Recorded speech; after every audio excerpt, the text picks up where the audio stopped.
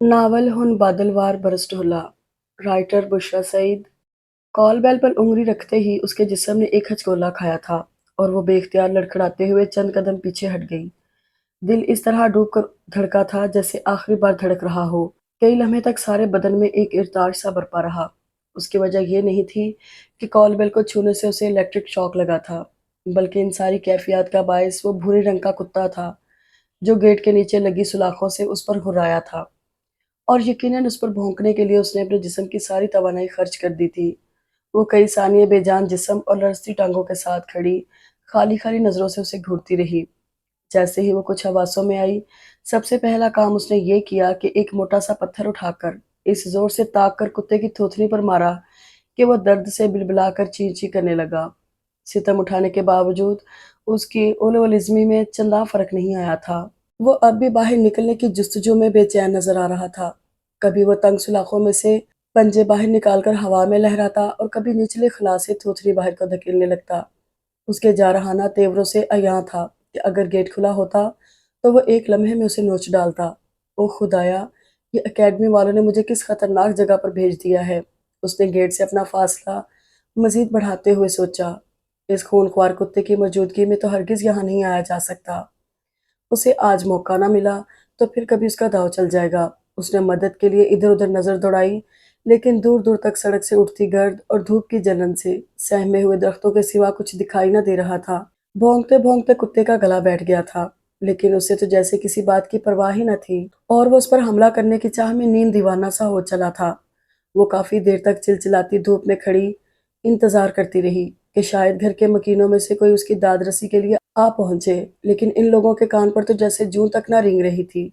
हालांकि उसके ख्याल में कुत्ते का राग रंग ऐसा रूह फरसा था कि कब्रों में सोए हुए मुर्दों को भी झंझोड़ डालता। कैसे लापरवाह लोग हैं, घर में हल्काए हुए कुत्ते छोड़कर खुद चैन से बैठे हैं। उसने दोबारा बेल बजाने के ख्याल पर लानत भेजते हुए वापसी के लिए कदम बढ़ाए। कई रोज की तगोदो के बाद एक अकेडमी के जरिए उसे ये ट्यूशन मिली थी।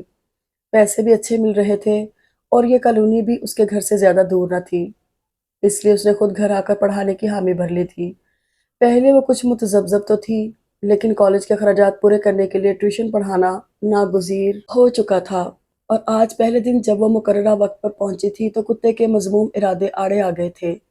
वो सड़क पार कर चुकी थी और इस घर से उसका फासला खासा बढ़ गया था, लेकिन कुत्ता अभी तक बदस्तूर भौंक रहा था।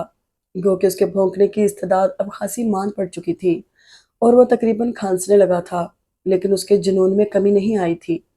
उसने जैसे ही मुड़कर एक नज़र पीछे डाली, कुत्ता बुरी तरह उछल कर ज़ोरों-शोर से वावेला मचाने लगा। कुत्ते के इस तौहीन आमेज़ अंदाज़ ने उसे पतंगे से लगा दिए। वो तकरीबन दौड़ते हुए वापस आई और एक पत्थर उठाकर उसका निशाना लेने लगी। कोई बात नहीं, चाहे ये ट्यूशन मेरे हाथ से चली जाए, लेकिन मैं तुम्हें ज़िंदा नहीं छोड़ूँगी। मैं यहीं से पत्थर मार-मार कर तुम्हें संगसार कर दूँगी। मैंने बहुत बर्दाश्त कर लिया। बेहूदगी की कोई हद होती है। उसने बुड़बुड़ाते हुए पत्थर वाला हाथ बुलंद किया ही था कि अपने उक्म में किसी की आवाज़ सुनकर चौंकने पर मजबूर हो गई। ब्लैक जीन्स और व्हाइट एंड ब्लू लाइनिंग वाली शर्ट में मलबूस वो खासा हैंडसम सा नौजवान था और गालिबन उसी से मुखातिब था, क्योंकि कुत्ता तो शायद उसका मुखातिब नहीं हो सकता था। मोहतरमा, आप इस बेबस जानवर पर संगबारी करके कत्ल जैसे कभी फ़ेल की मुर्तकब होना चाहती हैं? आप किस खुशी में मुझसे बेतकल्लुफ़ हो रहे हैं? यहाँ से चलते-फिरते नज़र आइए, वरना मैं ये संगबारी आप पर भी कर सकती हूँ। इतनी देर से धूप की तुंदी और कुत्ते की हाहोकार बर्दाश्त करके वो सख्त झिंझलाई हुई थी। ऊपर से इस अजनबी का अंदाज़े तख़ातुब उसे मज़ीद तपा गया था। मुझ खाकसार को ताबिश कहते हैं और मैं जानवरों के लिए अपने दिल में नहायत नर्म गोशा रखता हूँ। उसके लहजे का नोटिस लिए बगैर वो ढटाई से गोया हुआ। क्या पूछ सकता हूँ इस मासूम ने आपका क्या बिगाड़ा है? मासूम? उसने आंखें फैलाते हुए दोहराया। जरा इस मासूम को मौका तो देकर देखिए। जब ये आपकी लाश बम्बोड़ रहा होगा, तब आपको उसकी मासूमियत का सही अंदाजा होगा। और अब अपना रास्ता नापिए। मैं हर ऐरे गैरे से बातचीत नहीं किया करती। वो तेवरियां चढ़ाकर काट खाने वाले लहजे में बोली। मैं तो आपको ये बताने की कोशिश कर रहा था कि अगर आप इस गरीब को इस कदर सताएंगी तो ये गेट के ऊपर से हाई जंप के जरिए आप पर हमला कर देगा। और मुमकिन है अब तक ये तरकीब उसकी समझ में आ चुकी हो। आप मुझे डराने धमकाने में वक्त ज़ाया ना करें। मैं हर तरकीब से खुद निमट सकती हूँ। उसने लहजे को हत्तल इम्कान पुरसकून रखने की कोशिश की। हालांकि उस दिल दहला देने वाले इंकशाफ पे उसके रोंगटे खड़े हो गए थे। اور وہ غیر محسوس طور پر قدم بہ قدم پیچھے ہٹنے لگی تھی۔ وہ کچھ دیر تو کھڑا اس کے چہرے کے تنے نقوش دیکھتا رہا اور پھر کندھے اچکاتے ایک طرف چل پڑا۔ اسے واپس مڑتا دیکھ کر اس کو ایک خیال سوجا۔ اس نے آواز میں حتی الوسیع مٹھاس گھولتے ہوئے اسے پکار لیا، بھائی میرا ایک کام تو کر دیجئے۔ وہ یک بارگی تڑپ کر مڑا تھا۔ بھائی، آپ اتنی بدذوق ہو سکتی ہیں، میں سوچ بھی نہیں سکتا تھا۔ اس آگ برساتے موسم میں آپ کی زبان نے جو شعلہ اگلا ہے، اس نے میری روح کو بھی جھلسا ڈالا ہے۔ اب آپ کی عمر اتنی زیادہ بھی نہیں کہ میں آپ کو انکل کہوں، اور اگر مجھے آپ سے کام پڑ ہی گیا ہے تو اتنا بھی مت پھیلیں۔ بس ذرا یہ کال بیل تو بجا دیں۔ کیا؟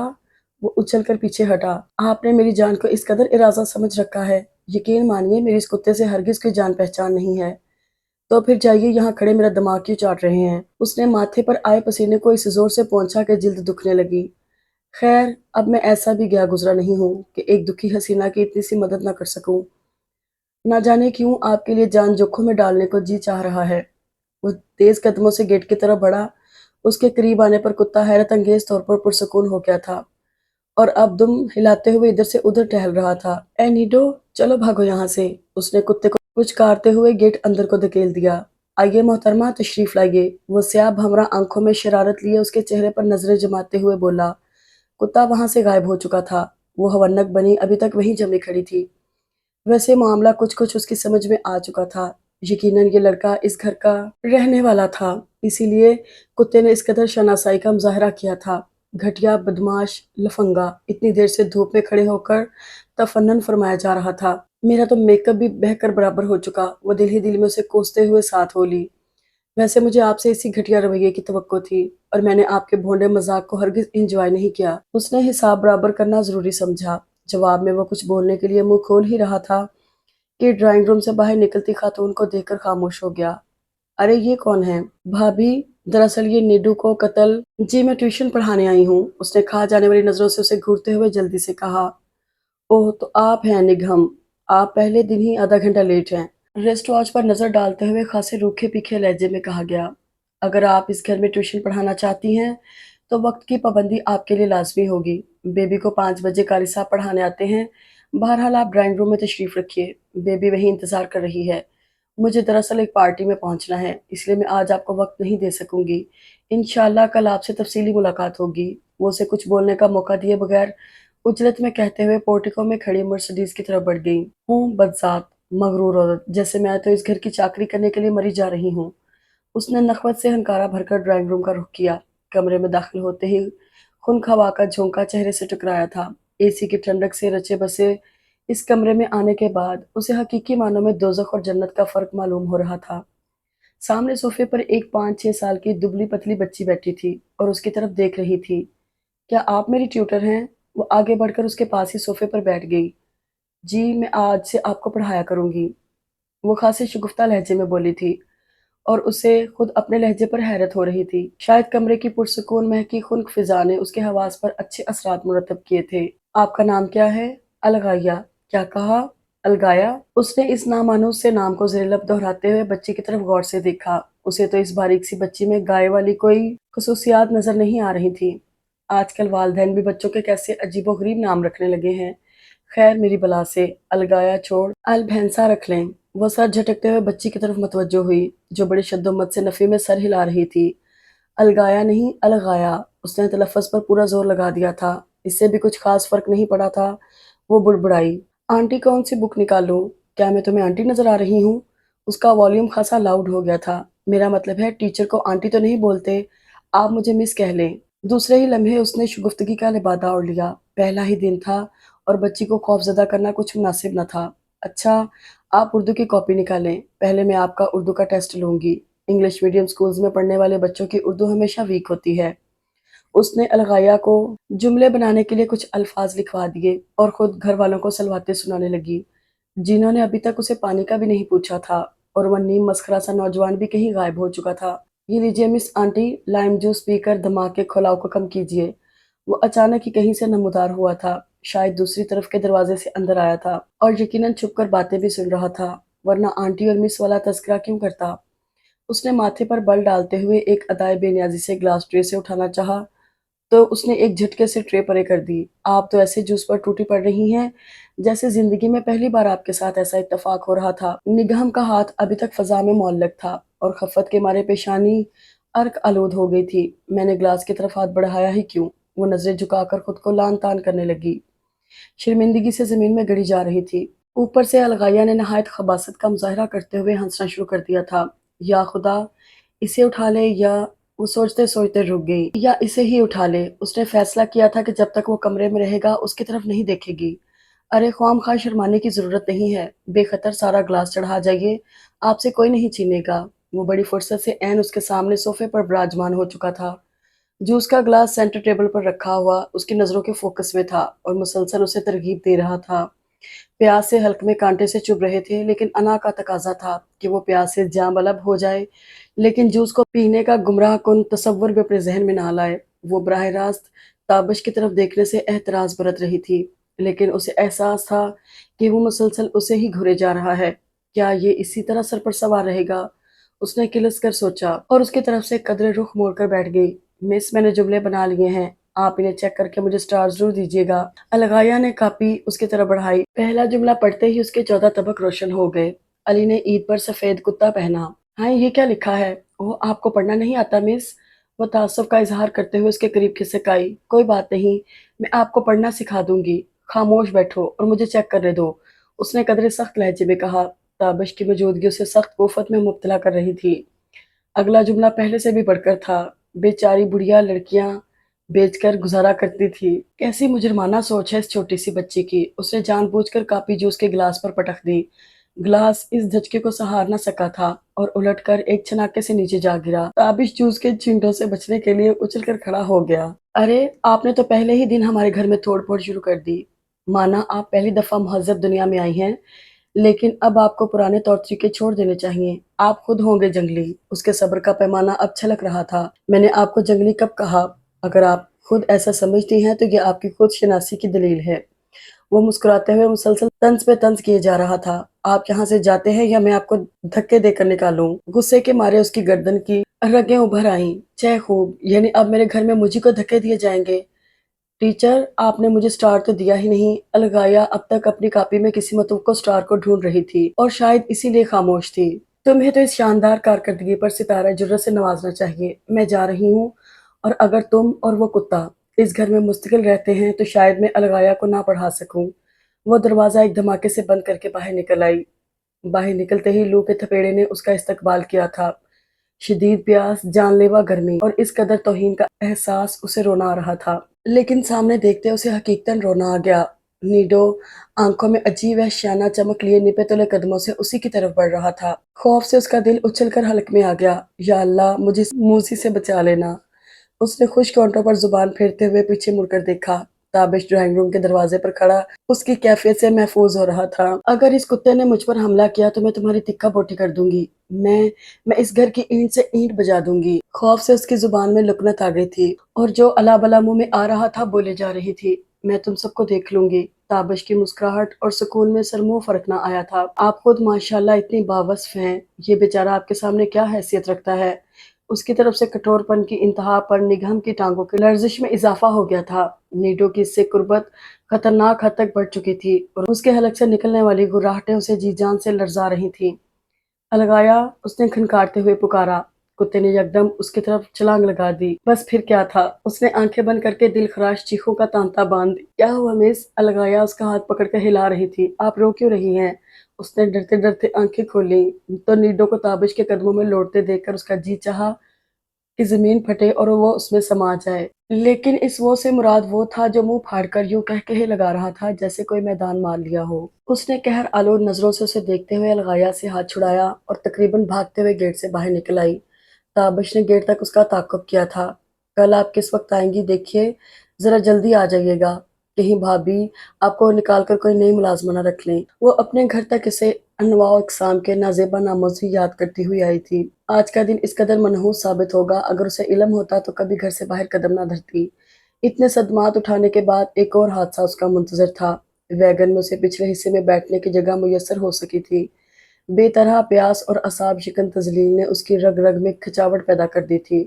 وہ اپنی ہی سوچوں میں غلطاں تھی کہ کنڈکٹر کی آواز نے اسے چونکا دیا۔ وہ اسے کرائے کے پیسے مانگ رہا تھا۔ اس نے گود میں رکھے پرس کو ٹٹولا اور یہ جان کر اسے اپنی سانسیں رکتی ہوئی محسوس ہوئی کہ وہ اجلت اور غصے میں اپنا پرس الغایا کے گھر ہی چھوڑ آئی تھی، اور اس وقت اس کے پاس ایک دھیلا بھی موجود نہ تھا۔ وہ کنڈکٹر کی پھیلی ہوئی ہتھیلی پر نظریں گاڑے آنکھوں میں آنے والے آنسوؤں کو واپس دھکیلنے کی کوشش میں گمسم سی بیٹھی رہی۔ کنڈکٹر نے بھی شاید اس کی پریشانی کو بھانپ لیا تھا۔ وہ رومانیت کی حدود کو چھوتے ہوئے لہجے میں بولا، کوئی بات نہیں بادشاہو، آپ بے شک کرایہ نہ دیں، ہمارے لیے تو یہی بہت ہے کہ آپ ہماری ویگن میں بیٹھ گئی ہیں۔ نگہم نے ذرا نظر اٹھا کر اس کی طرف دیکھا تو وہ آنکھیں نیموا کیے بڑے ہی مخمور انداز میں اسے دیکھ رہا تھا۔ کرایہ ادا نہ کر کے جو جرم اس سے سرزد ہوا تھا، اس کی پاداش میں سٹاپ آنے تک کنڈکٹر اسے ٹھمریاں، دادرے اور ہلکے پھلکے گیت سناتا رہا تھا۔ گھر کے دروازے پر پہنچ کر اس نے بیل پر انگلی رکھی تو پھر اٹھانا ہی بھول گئی۔ آج کے کٹھن سفر کی تھکن نے اسے نیم جاں سا کر دیا تھا۔ چند لمحے کھڑے رہنا بھی محال ہو رہا تھا۔ خدا غارت کرے تجھے، کیا گھنٹی کے ساتھ چمٹ گئی ہے؟ اماں نے دھار سے دروازہ کھول کر لال آنکھوں سے اسے گھورا۔ ادھر تیرے ابا کے ملازم ہیں جو تیرے قدموں کی دھمک سنتے ہی دروازہ کھول کر بچ جائیں۔ انہیں شاید نیند سے اٹھائے جانے کا بہت قلق ہوا تھا۔ وہ سنی انسنی کرتے ہوئے تیر کی مانند کچن کی طرف لپکی۔ جلتے حلق کی آگ بجھا کر جیسے ہی دیگچی کا ڈھکن اٹھا کر اس کے منہ سے سسکاری نکل گئی۔ اماں، یہ کیا ٹنڈے ہیں؟ نہیں، ناشپاتیاں ہیں، وہ برآمدے سے ہی تیز آواز میں بولی۔ آج تک تو نے 20 بار ٹنڈے دیکھے اور کھائے، کیا اب تک پہچان نہیں ہو پائی؟ اس نے ٹنڈوں کو نہایت حقارت سے دیکھ کر ڈھکن زور سے پٹک دیا اور کچن کے دروازے کی طرف مڑ گئی، لیکن دروازے کے پاس پہنچ کر ایک دم پلٹی، واپس آ کر دوبارہ ڈھکن اٹھایا اور ٹنڈوں کو نکال کر پلیٹ میں پٹکنے لگی۔ پیٹ کے دوزخ کی حد سے بڑی ہوئی طلب نے اسے ایسا کرنے پر مجبور کر دیا تھا، ورنہ وہ کبھی ٹنڈوں سے سمجھوتا نہ کرتی۔ وہ ٹنڈوں کو یوں چبا کر کھا رہی تھی جیسے تابش کا نرخرا چبا رہی ہو۔ یہ خیال اس کی جھنجھلاہٹ اور کوفت میں اضافے کا باعث تھا کہ کل اسے پھر اس گھر میں جانا تھا جہاں اس ذلیل تابش کی وجہ سے بے تحاشا شرمندگی اٹھا چکی تھی۔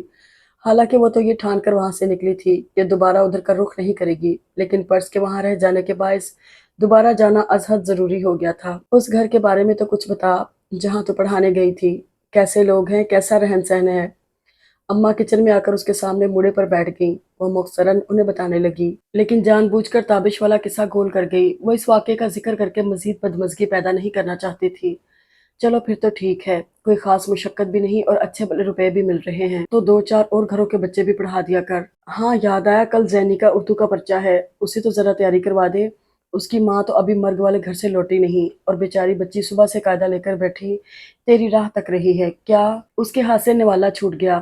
بس اب یہ نہ کہنا کہ میں ہل جوت کے لوٹی ہوں، تھکن سے برا حال ہے، ابھی سے بچی کو پڑھانے بیٹھ جا، شام ہونے کو آئی ہے۔ اماں اٹھ کر باہر چلی گئیں۔ زینی اس کے تاثرات دیکھتے ہی خوف سے سمٹ گئی تھی۔ لاؤ کہاں ہے قاعدہ؟ وہ پھاڑ کھانے والے لہجے میں دھاڑی۔ سہمی ہوئی بچی نے جلدی سے قاعدہ اس کی جھولی میں پھینک دیا۔ کیا ہاتھ ٹوٹے ہوئے ہیں؟ یسو پنجو کھیلتے ہوئے تو کبھی نہیں ڈولے۔ صبح سے اس کے ذہن میں لاوا سا پک رہا تھا جو کسی طرح باہر کا راستہ چاہتا تھا۔ اب زینی کی صورت میں ایک آسان ہدف اسے مل چکا تھا اور جھنجھلاہٹ نے اس کے سوچنے سمجھنے کی صلاحیتیں مفقود کر لی تھیں۔ چند ہی لمحوں میں کمرہ ایک پرائیویٹ عقوبت خانے کا منظر پیش کرنے لگا۔ میم الف ماں رے ساکن مار، میم الف مو رے مور، زینی خوف سے مغلوب آواز میں منمنائی تھی۔ میم الف مار رے ساکن مار، اس نے زینی کی کمر میں دھمکا جڑا۔ یہ ہوتی ہے مار۔ میم الف مار رے الف را، مارا، ایسے مارا جاتا ہے۔ دوسرے وار سے زینی اڑتی ہوئی زمین پر آ رہی تھی۔ نگہم پر تو وحشت سوار ہو چکی تھی۔ اس نے زینی کو دھنک کر رکھ دیا۔ چیخو پکار کی آوازیں سن کر اماں دوڑی ہوئی اندر آئیں تو یہ دیکھ کر ان کا کلیجہ دہل گیا کہ زینی کو پہچاننا خاصا مشکل امر ہو چکا تھا۔ اماں تو کیا، اس کی اپنی ماں بھی اس وقت اپنی لختے جگر کو دیکھتی تو پہلی نظر میں دھوکا کھا جاتی۔ اس کے بال بکھرے ہوئے تھے اور آنکھوں پر فقط اتنی پلکیں باقی رہ گئی تھیں جنہیں آسانی سے گنا جا سکتا تھا۔ وہ کسی نچے کھچے پرندے کی مانند نظر آ رہی تھی۔ اس وقت وہ زمین پر گری تھر تھر کانپ رہی تھی اور نگہم کسی جلاد کی مانند اس کے سر پر تن کر کھڑی تھی۔ باہر سے کسی کا کلیجہ چبا آئی ہے کیا؟ ڈائن بن کر معصوم بچی کو بھنبوڑنے لگی۔ انہوں نے اسے دھکا دے کر پیچھے ہٹایا اور لرزتی ہوئی زینی کو آغوش میں بھینچ لیا۔ کیا اس کو بھی ایسے پڑھا کر آئی ہے؟ اماں میں تو اسے بکواس بند کر، گھر آتے ہی آنکھیں ماتھے پر رکھ لی۔ باہر تو لوگ جوتے بھی مارے وہ بھی بھلے لگتے ہیں، ذرا سی بچی کو پڑھانے کا کہہ دیا تو اس کی جان کے درپے ہو گئی۔ اماں میں نے تو آہستہ سے اسے ٹہوکا دیا تھا، یہ پھسل کر چارپائی سے گر پڑی۔ آپ تو خواہ مخواہ بات بڑھا رہی ہیں۔ غضب خدا کا، یہ تیری آہستہ ہے، जब मैं अंदर आई हूँ तो तू आंखों में खून लिए पंजे बढ़ाकर बच्ची का गला दबोचने को थी। अगर मैं ना पहुंचती तो शायद अब तक तू इसका घूंट भर चुकी होती। अम्मा हिचकियां लेती जैनी को खुद से चिमटाए मुसलसल उसकी कमर सहला रही थी, लेकिन अब तक उसके जिस्म पर खफीफ सी कपकपी तारी थी। चल अब दफा भी हो यहाँ से, कसाबजादी। अम्मा ने नफरत से रुख फेरते हुए उसे बाहर को धुतकारा और वो मुंह ही मुंह में बुड़बुड़ाते पैर पटकते हुए बरामदे में आ गई। अगर मुझे मालूम होता कि आप जूस के एक ग्लास से महरूमी के दुख को यूं दिल का रोग बना लेंगी तो मैं कल ही आपको जूस में नहला देता, और अब भी मैं अपनी इस कोताही का अजाला करने के लिए बेचैन हूँ। मुझे एक मौका तो दीजिए। वो जब से आई थी ताबिश मुसलसल उसके कान खा रहा था। अलगाया अब तक नहीं आई। उसने बज़ाहिर उसे नजरअंदाज करते हुए लाताल्लुकी का इजहार किया। आपको बताया तो है वो स्विमिंग कॉस्ट्यूम चेंज करके अभी आ रही है। आप उसे छोड़िए और मुझ पर तवज्जो दीजिए। कल आपके रुखसत होने के बाद जैसे मेरी दुनिया ही अंधेर हो गई और मुझे अंदाजा हुआ कि चंद लम्हों की मुलाकात में आप मेरे लिए क्या हैसियत इख्तियार कर चुकी हैं, और अगर आज आप अपना फैसला तब्दील ना करती तो न जाने मैं क्या कर बैठता। वो चेहरे पर दुनिया जहान की मस्कीनी सजाए खासी लागर सी आवाज में बोल रहा था। किसी खुशफहमी में मुब्तला होने की ज़रूरत नहीं है। ये तो आपकी भाभी जान के मिन्नत समाजत से पसीज कर मैंने यहाँ ट्यूशन पढ़ाने का फ़ैसला किया है, वरना मेरे फ़ैसले की तब्दीली में आपकी ज़ात का कोई अमल दखल नहीं है। उसने वज़ाहत करना ज़रूरी समझा, और यकीनन कुछ देर बाद आप नहायत ही घिसे-पिटे अल्फाज में मुझसे पहली नज़र में मोहब्बत का दावा करना चाह रहे होंगे। अगर आप ऐसी कोई तकलीफ़ महसूस कर रहे हैं तो मैं आपको वाज़ह कर दूँ कि मुझे आपकी ऊट-पटांग शख्सियत से हरगिज़ कोई दिलचस्पी नहीं है। मैंने आपकी कल वाली बदतमीज़ी को नज़रअंदाज कर दिया है। इसे ही बहुत समझिए और आप यहाँ से तशरीफ़ ले जाइए, क्योंकि मुझ में आपको मज़ीद बर्दाश्त करने की हिम्मत नहीं रही। भई आज़म जल्दी से आओ। उसने जैसे कोई बात सुनी ही न थी। उसके पुकारने पर एक आदमी जो हुलिये से खानसामा लग रहा था, ट्रॉली धकेलता हुआ अंदर चला आया।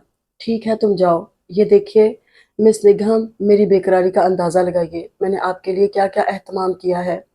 बस इतनी सी इल्तिजा है कि आप पुरानी बातों को भूल जाएँ। ये लाइम जूस से भरा जग, ये कॉफ़ी, मिल्क शेक, पैटीज़, ट्राइफ़ल, ये सब कुछ आपके लिए है। वो खड़ा होकर ट्रॉली पर रखी चीज़ों के नाम गिनवाने लगा, जबकि वो हैरत से ट्रॉली की तरफ देख रही थी, जिस पर अंदाज़न 6 आदमियों के लिए लवाज़मात सजे हुए थे। यूँ तो मेरे हुस्न का जादू चल गया। अपने चेहरे पर ताबिश की बहकी निगाहों की हिद्दत महसूस करके उसकी रगों में दौड़ते खून की गर्दिश तेज़ हो गई। आप प्लीज़ कुछ लीजिए ना। अगर आपने इनकार किया तो मैं ये पिर्च चबाकर जान दे दूँगा। वह झुककर नहायत लजाजत से कह रहा था। उसके अंदाज़ पर ना चाहते हुए भी निगहम के होंठों पर मुस्कुराहट आ गई। उसकी मुस्कुराहट को रज़ामंदी से ताबीर करते हुए ताबिश ने फ़ौरन मिल्क शेक का ग्लास उठाकर बड़ी आजिज़ी से उसकी तरफ बढ़ाया, लेकिन वो खामोश बैठी उसे देखती रही। हाथ बढ़ाने से झिझक रही थी, क्योंकि उससे कुछ बैद नहीं था कि कल वाली हरकत आज भी दोहरा देता। अच्छा, तो आप अभी तक खफ़ा हैं? इसका मतलब है आप मुझे ज़िंदा नहीं देखना चाहती। प्लीज़ ऐसा ज़ुल्म ना करें। उसने कर्बनाक लहजे में कहते हुए ग्लास उससे इस कदर करीब कर दिया कि मजबूरन उसे हाथ बढ़ाकर ग्लास थामना पड़ा, क्योंकि ताबिश ने ग्लास को उस हद तक तिरछा कर दिया था कि अगर वो ना पकड़ती तो मिल्क शेक लाज़िमन उसके कपड़ों पर छलक जाता। उसे मिल्क शेक पीते देखकर ताबिश इत्मीनान की तवील सांस खारिज करते हुए सोफ़े पर बैठ गया। कल निडो ने आपके साथ बहुत बदतमीज़ी की। उसकी गुस्ताखी पर मेरा तो खून खौल रहा था, इसलिए मैंने उसे ठीक-ठाक सज़ा दी है। वो कैसे? वो बेख्तियार पूछ बैठी। मैंने उसका 2 वक़्त का दूध बंद करके उसे आपके लिए मिल्क शेक तैयार करवा दिया है। क्या? उसके ग्लास वाले हाथ में लर्ज़िश आ गई। जी हाँ, वो दूध पीने के लिए बर्तन में थूथनी घुसाए बैठा था कि मैंने उसके मुँह पर चांटा रसीद किया और दूध ज़ब्त करके बटलर को दे दिया ताकि आपके लिए शानदार मिल्कशेक बना दिया जाए। निगहम को इस ज़ोर से खांसी आई कि सांस उलटने लगा। वो उसकी शान में खासा तवील कसीदा कहना चाहती थी, लेकिन उच्छू लग जाने के बायस महज बेहुदा और कमीना ही कह पाई।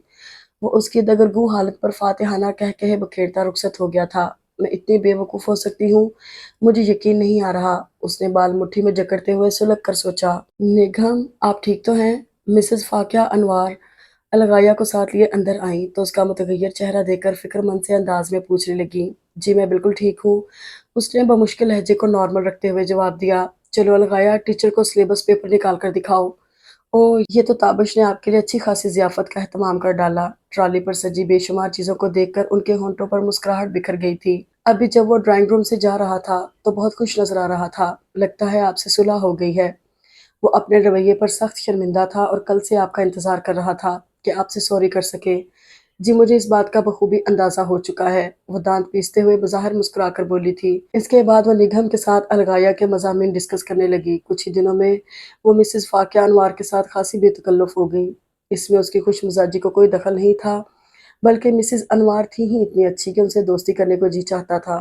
اس نے ان کے بارے میں پہلے دن جو تاثر قائم کیا تھا وہ کچھ ہی دنوں میں زائل ہو گیا۔ وہ ہر روز کچھ وقت اس کے پاس ضرور بیٹھتی اور دوستانہ ماحول میں ان سے بات چیت ہوتی رہتی تھی۔ ان کو بھی اپنی شخصیت میں شاہانہ تمطراق رکھنے والی یہ منفرد سی لڑکی بہت بھائی تھی۔ ان کی پسندیدگی کی ایک اہم وجہ اپنے اکلوتے دیور کی روز بروز بڑھتی ہوئی وارفتگی بھی تھی۔ کچھ ہی دنوں بعد انہوں نے نگہم کو اسی کالونی کے ایک اور گھر میں ٹیوشن دلوا دی اور وقت بھی ایسا مقرر کروا دیا تھا کہ وہ الغایہ کو پڑھا کر فارغ ہوتی تو دوسرے گھر میں پڑھانے کا وقت ہو جاتا۔ نگہم اپنی آمدنی میں اضافے کے باعث کچھ مطمئن تو تھی، لیکن چھوٹے بچوں کو پڑھانا کس قدر مشکل کام ہے اس کا اسے پہلے سے ہرگز کوئی اندازہ نہیں تھا۔ گھر میں اگر کبھی وہ بھتیجے اور بھتیجی کو پڑھانے بیٹھتی تو انہیں اس قدر مارتی کہ وہ کئی کئی ہفتے اس کے سائے سے بھی ڈرتے رہتے۔ لیکن ان بڑے گھروں میں تو بچوں سے مار پیٹ کا کوئی تصور ہی موجود نہیں تھا۔ وہ بڑی مشکل سے اپنے غصے پر ضبط کرتے ہوئے اپنی ذمہ داریاں نبھا رہی تھی۔ 4 سے 6 بجے کا وقت اس کے لیے کسی کڑے امتحان سے کم نہیں تھا۔ بعض اوقات تو بچے اسے اتنا زچ کر دیتے کہ وہ بے اختیار ان کی کھال ادھڑنے کو مچلنے لگتی، لیکن یہ نازک مزاج لاڈلے بچے تو مار کے نام سے بھی نہ آشنا تھے۔ اگر کبھی وہ اپنے اسٹوڈنٹس کو گھرک بھی دیتی تو وہ یوں حیرت سے اسے دیکھنے لگتے جیسے کوئی انہونی ہو گئی ہو۔ اس کے 2 نئے اسٹوڈنٹس تو کسی حد تک خاموش طبع اور پرامن تھے، لیکن الغایہ کو تو جیسے خاموشی اور سکون سے بیر تھا۔ وہ عجیب و غریب بے سروپا سوالات کر کر کے اس کا ناک میں دم کر دیتی، اور ایسے وقت میں جب اس کا پارا بہت چڑھا ہوتا تو تابش اس کے ضبط کو آزمانے پر تل جاتا اور اسے اس بے طرح چڑھا دیتا کہ وہ غصے سے پھٹ پڑتی۔ تابش کی لنترانیاں تو اب معمول کی طرح لگنے لگی تھیں، بلکہ اگر وہ کسی دن گھر میں موجود نہ ہوتا تو نگہم کو بے عنوان سے اضطراب کا احساس ہونے لگتا، لیکن ایسا شاذ و نادر ہی ہوتا تھا۔ بعض اوقات اسے شک ہونے لگتا کہ وہ خاص طور پر اس کی خاطر 4 سے 5 بجے تک کا وقت گھر پر گزارتا تھا، اور یہ خیال کچھ ایسا غلط بھی نہ تھا۔ وہ جتنا وقت الغایہ کے ساتھ موجود رہتی وہ ڈرائنگ روم کے آس پاس ہی منڈلاتا رہتا۔ نہ جانے اس کی بے چینی میں پیار کا کوئی رنگ تھا یا وہ خود ہی کسی ایسے رنگین پردے کی اوٹ سے دیکھنے لگی تھی کہ اسے تابش کے ہر انداز میں پیار ہی پیار نظر آتا تھا۔ دھیرے دھیرے وہ دھڑکن کے سرتال میں راگ بن کر بس گیا تھا۔ راتوں کی چپ میں کچھ خواب ستارے پلکوں کے منڈیروں پر اتر آتے اور وہ ساری رات پلکیں نہ چپکاتی کہ کہیں یہ ستارے ٹوٹ کر ریت نہ ہو جائیں۔ مس، ہمیں لان میں بیٹھنا ہوگا، لائٹ گئی ہوئی ہے اور جنریٹر بھی خراب ہے، الغایہ نے اطلاع دی تھی۔ وہ لان میں کین چیئرز پر آ بیٹھے۔ فضا میں بادلوں کی آہٹ سن کر بے اختیار ہی اس کا موڈ اچھا ہو گیا تھا۔ موسم کی سانسیں برکھا رت کے خمار سے بوجھل تھیں۔ بھیگی ہوا کومل سروں میں سرگوشیاں کر کے بدن میں سرمستی کی روح پھونک رہی تھی۔ بوگن ویلیا کے نازک پھولوں سے چھیڑ چھاڑ کرتی چنچل گوریاؤں کی مدھر چہکاریں شوخ پروائی کے سرگم سے ہم آہنگ ہو کر عجب سما باندھ رہی تھیں۔ اس کے من میں امنگ جاگی کہ دھنک کی پازیب پہن کر تتلیوں کے بے چین رقص میں شریک ہو جائے اور یہ انمول لمحے یوں ہی ٹھہرے رہیں۔ نہ جانے کتنی دیر وہ بے خود سی لہروں کے دوش پر جھولتی رہی کہ الغایہ نے اس کی محویت کو توڑ دیا۔ اس کی آواز کے پتھر سے خیالات کی روح پہلی زنجیر کی کڑیاں ٹوٹ گئی تھیں۔ کیا بات ہے؟ وہ زہر خند لہجے میں گویا ہوئی۔ اسے الغایہ کی بے جا مداخلت سخت ناگوار گزری تھی۔ مس، آپ مجھے اس تتلی جیسی لگتی ہیں۔ اس نے انگلی سے ایک بے حد شوخ رنگوں والی بڑی سی تتلی کی طرف اشارہ کیا جو ابھی ان کے قریب سے ایک نیچی اڑان بھر کر گزری تھی اور اب دیوار سے لپٹی عشق پیچاں کے سبز لمس کو محسوس کرنے کی جستجو میں اس کا رنگین بدن مسلسل ہلکورے لے رہا تھا۔ الغایہ کی بات سن کر اس نے پہلے تتلی اور الغایہ کو گھورا۔ بڑے افسوس کی بات ہے الغایہ کہ اپنی ٹیچر تمہیں کیڑے مکوڑوں جیسی لگتی ہیں۔ آپ ناراض کیوں ہو رہی ہیں؟ کیا میری بات اچھی نہیں تھی؟ بالکل اچھی نہیں تھی، بلکہ بہت بری تھی۔ کیا تمہیں میری 6 ٹانگیں، 2 پر اور میرے سر پر 2 اینٹینے نظر آ رہے ہیں؟ اس نے تند آواز میں پوچھا۔ نہیں تو؟ الغایہ کچھ نہ سمجھنے والے انداز میں سر ہلانے لگی۔ تو پھر میں تتلی کیسے ہو گئی؟ تتلی بننے کے لیے یہ ساری خصوصیات ضروری ہیں جو ابھی میں نے گنوائی ہیں، اور اب مزید کوئی بتوکی بات مت کرنا، خاموشی سے اپنا ہوم ورک کرو۔ اس نے کرسی کی پشت سے سر ٹکاتے ہوئے تنبیہ کی، لیکن وہ الغایہ ہی کیا جو خاموش بیٹھ جائے۔ وہ وقفے وقفے سے کسی نئی گتھی میں الجھ جاتی اور اس کے سلجھاؤ کے لیے نگہم کے سر ہو جاتی۔ کیا تم کچھ دیر کے لیے اپنی چونچ بند نہیں رکھ سکتی؟ مس، میری تو چونچ ہی نہیں ہے۔ چونچ تو پرندوں کی ہوتی ہے، کیا آپ کو نہیں پتا؟ او خدایا، اس بالشت بھر کی لڑکی نے تو جان عذاب میں کر دی ہے۔ اب اگر تم بولی تو میں تمہارا کیما بنا کر نیڈو کو کھلا دوں گی۔ وہ قیمہ نہیں کھاتا مس، اسے تو ہڈیاں چبانا اچھا لگتا ہے۔ وہ دھمکی کی سنگینی کو یکسر نظر انداز کر کے جلدی جلدی نیڈو کی پسند اور ناپسند کے بارے میں تفصیلاً بتانے لگی۔ نگہم نے اپنے بائیں ہاتھ سے دائیں ہاتھ کو مضبوطی سے پکڑ لیا تھا، کیونکہ وہ الغایہ کے رخسار کو چھونے کی خواہش میں سخت بے قرار ہو رہا تھا۔ بس اب تم چھٹی کرو، تمہارے قاری صاحب کے آنے کا وقت ہو گیا ہے، وہ دکھتی کنپٹیوں کو دباتے ہوئے بھینچی بھینچی آواز میں بولی۔ الغایہ نے اپنی خداداد صلاحیتوں کے بلبوتے پر صرف 45 منٹ کے قلیل عرصے میں اس کے دماغ کی چولیں ہلا کے رکھ دی تھیں۔ اس کے جانے کے بعد نگہم نے اطمینان کی طویل سانس لی اور اٹھ کر یوں ہی بے مقصد ٹہلنے لگی۔ ابھی اس کا جانے کا کوئی ارادہ نہ تھا، اس خوابناک ماحول کا تقاضا تھا کہ وہ کچھ دیر یہیں ٹھہر جائے۔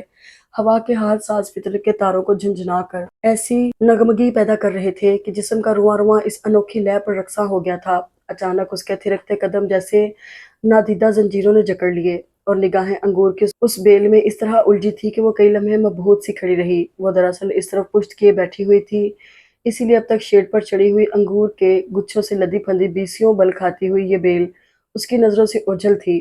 اس نے آگے بڑھنے کے لیے قدموں کو جنبش دینا چاہی، لیکن قدم تو جیسے وہیں جم کر رہ گئے تھے۔ رس ٹپکاتے سبز انگوروں کی کھلی ترغیب کو نظر انداز کر دینا اس کے بس سے باہر تھا۔ بیچارے انگور کیسے تھوتھیاں لٹکائے ترس رہے ہیں کہ کوئی ان کو پیار سے نوچ کھسوٹ کر ان کا مقصد حیات پورا کر دے، اور اپنی استعداد سے بڑھ کر بوجھ سنبھالے ہوئے یہ تھکن سے چور بیل کیسی مسکین لگ رہی ہے۔ وہ انگوروں کی بیل کا دکھ اپنے دل میں محسوس کر رہی تھی۔ اس گھر کے لوگوں کی بے حسی تو انتہا کو پہنچی ہوئی ہے، اور اگر میں یہ کام کروں گی تو اسے ایک نہایت ہی نامناسب نام دیا جائے گا۔ شیڈ کے نیچے کرسی رکھتے ہوئے اس کے ذہن میں چوری کا لفظ لہرایا تو ایک لمحے کے لیے اس کے دل کی دھڑکن تیز ہو گئی۔ استاد تو قوم کا معمار ہوتا ہے، اور ایک معمار باغ اجاڑنے جیسی تخریب کاری کا مرتکب کیسے ہو سکتا ہے؟ استاد کے رتبے اور کردار کے متعلق مختلف اقوال زنی کی ایک طویل فہرست اس کی نظروں کے سامنے مرتب ہونے لگی۔ یہ سارے اقوال تو استاد کے بارے میں ہیں، جبکہ میں تو استانی ہوں۔ اس نے ایک نہایت مضبوط دلیل سے سارے اندیشوں کے پرخچے اڑا دیے۔ کمر کے گرد دوپٹے کو گانٹھ دے کر اس نے سوچوں کی بندش کا اہتمام بھی کر دیا تھا۔ کرسی پر قدم رکھنے سے پہلے اس نے آخری دفعہ ادھر ادھر دیکھ کر اچھی طرح اطمینان کیا تھا۔ اس نے ایک ایسے عمر رسیدہ گچھے کا انتخاب کیا جو اس کے خیال میں زندگی کا بوجھ اٹھانے کے قابل نہیں رہا تھا، اور ابھی اس کی مشکل آسان کر ہی رہی تھی کہ اعصاب کو جھنجھوڑ دینے والی آواز نے اس کے جسم کی ڈولتی ناؤ کو بھنور کے سپرد کر دیا۔ خاصی دیر تک تو اسے خود پر بیتنے والے سانحے کی نوعیت سمجھ ہی نہ آ سکی۔ بس ایسا لگا تھا جیسے زمین و آسمان ڈولنے لگے ہوں۔ شاید اس نے بیل کے نازک سہارے کو تھامنے کے لیے تگ و دو بھی کی تھی، جس کے نتیجے میں وہ حرمہ نصیب بھی اس کے ساتھ ہی شکستگی سے ہمکنار ہو چکی تھی۔ درد کی ٹیسوں نے دماغ پر چھائے اندھیرے پر غلبہ پایا تو اس نے دھندلائی آنکھوں سے اپنے قریب تابش کو نیڈو کی زنجیر تھامے ہوئے کھڑے دیکھا، حلق سے نکلتی کراہوں کا گلا گھونٹتے ہوئے لرزتے وجود کے ساتھ۔ اٹھنے کی کوشش میں وہ بری طرح ڈگمگا گئی تھی۔ پہلی بار اسے احساس ہوا کہ درد کا منبع اس کا بایاں ٹخنا تھا، اور درد کی شدت سے یہ اندازہ لگانا مشکل نہیں تھا۔ اگر ہڈی نہیں ٹوٹی تھی تو بھی کم از کم زبردست مورچ ضرور آ چکی تھی۔ تو آپ ڈکیتی کی واردات کر رہی تھیں؟ اچھا ہوا جو میں وقت پر پہنچ گیا، ورنہ آپ نے تو ہمیں اچھا خاصا جھٹکا لگا دیا تھا۔ تابش کی شوخ آواز اس کی سماعتوں سے ٹکرائی۔ جواب میں اس نے کچھ بولنا چاہا، لیکن آنسوں سے رندے ہوئے گلے سے آواز ہی نہ نکل سکی تھی۔ وہ بڑی مشکل سے دیوار کا سہارا لے کر کھڑی تھی۔ پیر پر ہلکا سا دباؤ بھی ناقابل برداشت اذیت کا باعث تھا۔ ارے آپ تو مجھے یوں گھور گھور کر دیکھ رہی ہیں جیسے مجرم آپ نہیں میں ہوں، حالانکہ آپ صحت جرم سے انکار کرنے کی پوزیشن میں ہرگز نہیں ہیں۔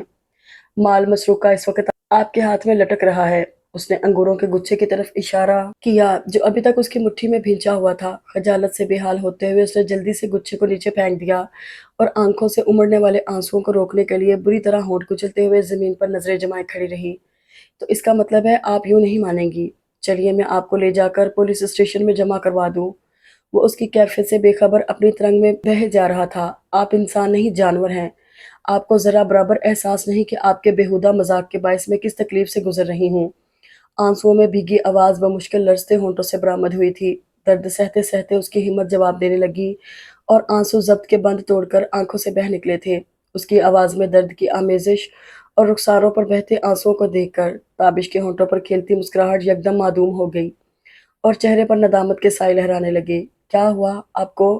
ٹھیک تو ہے؟ کیا بہت زیادہ چوٹ لگی ہے؟ اس کے لہجے سے تفکر جھلکنے لگا تھا۔ آپ کو کیا؟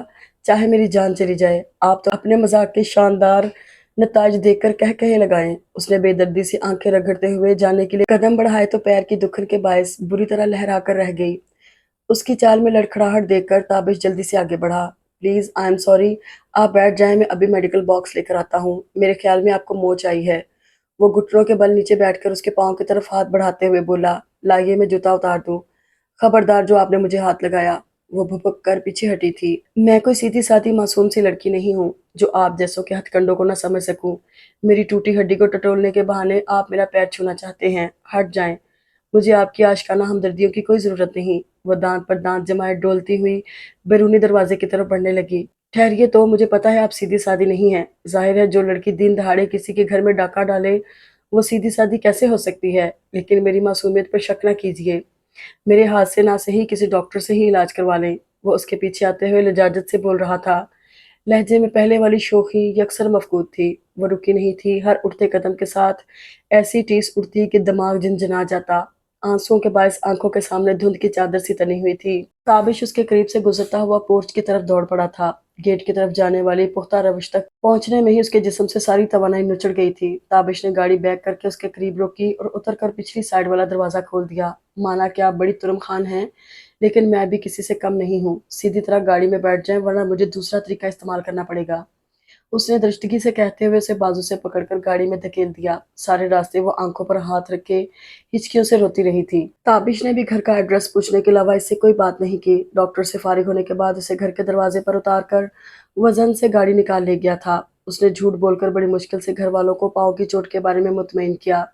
پین کلر نے پاؤں کے درد کو تو سلا دیا تھا، لیکن کوئی ایسی پھانس تھی جس کی چبھن سانس کے تن من میں بس گئی تھی۔ اس نے رنگین لمحوں کے جھلملاتے عکس سے دل پر محبت کا جو نقش ابھارا تھا، دکھ کی دھوپ اس کے رنگ اڑا کر خال و خط کو مٹا رہی تھی۔ یہ رات دل کی دیواروں سے لپٹ لپٹ کر بہت آہستہ ڈھلی تھی۔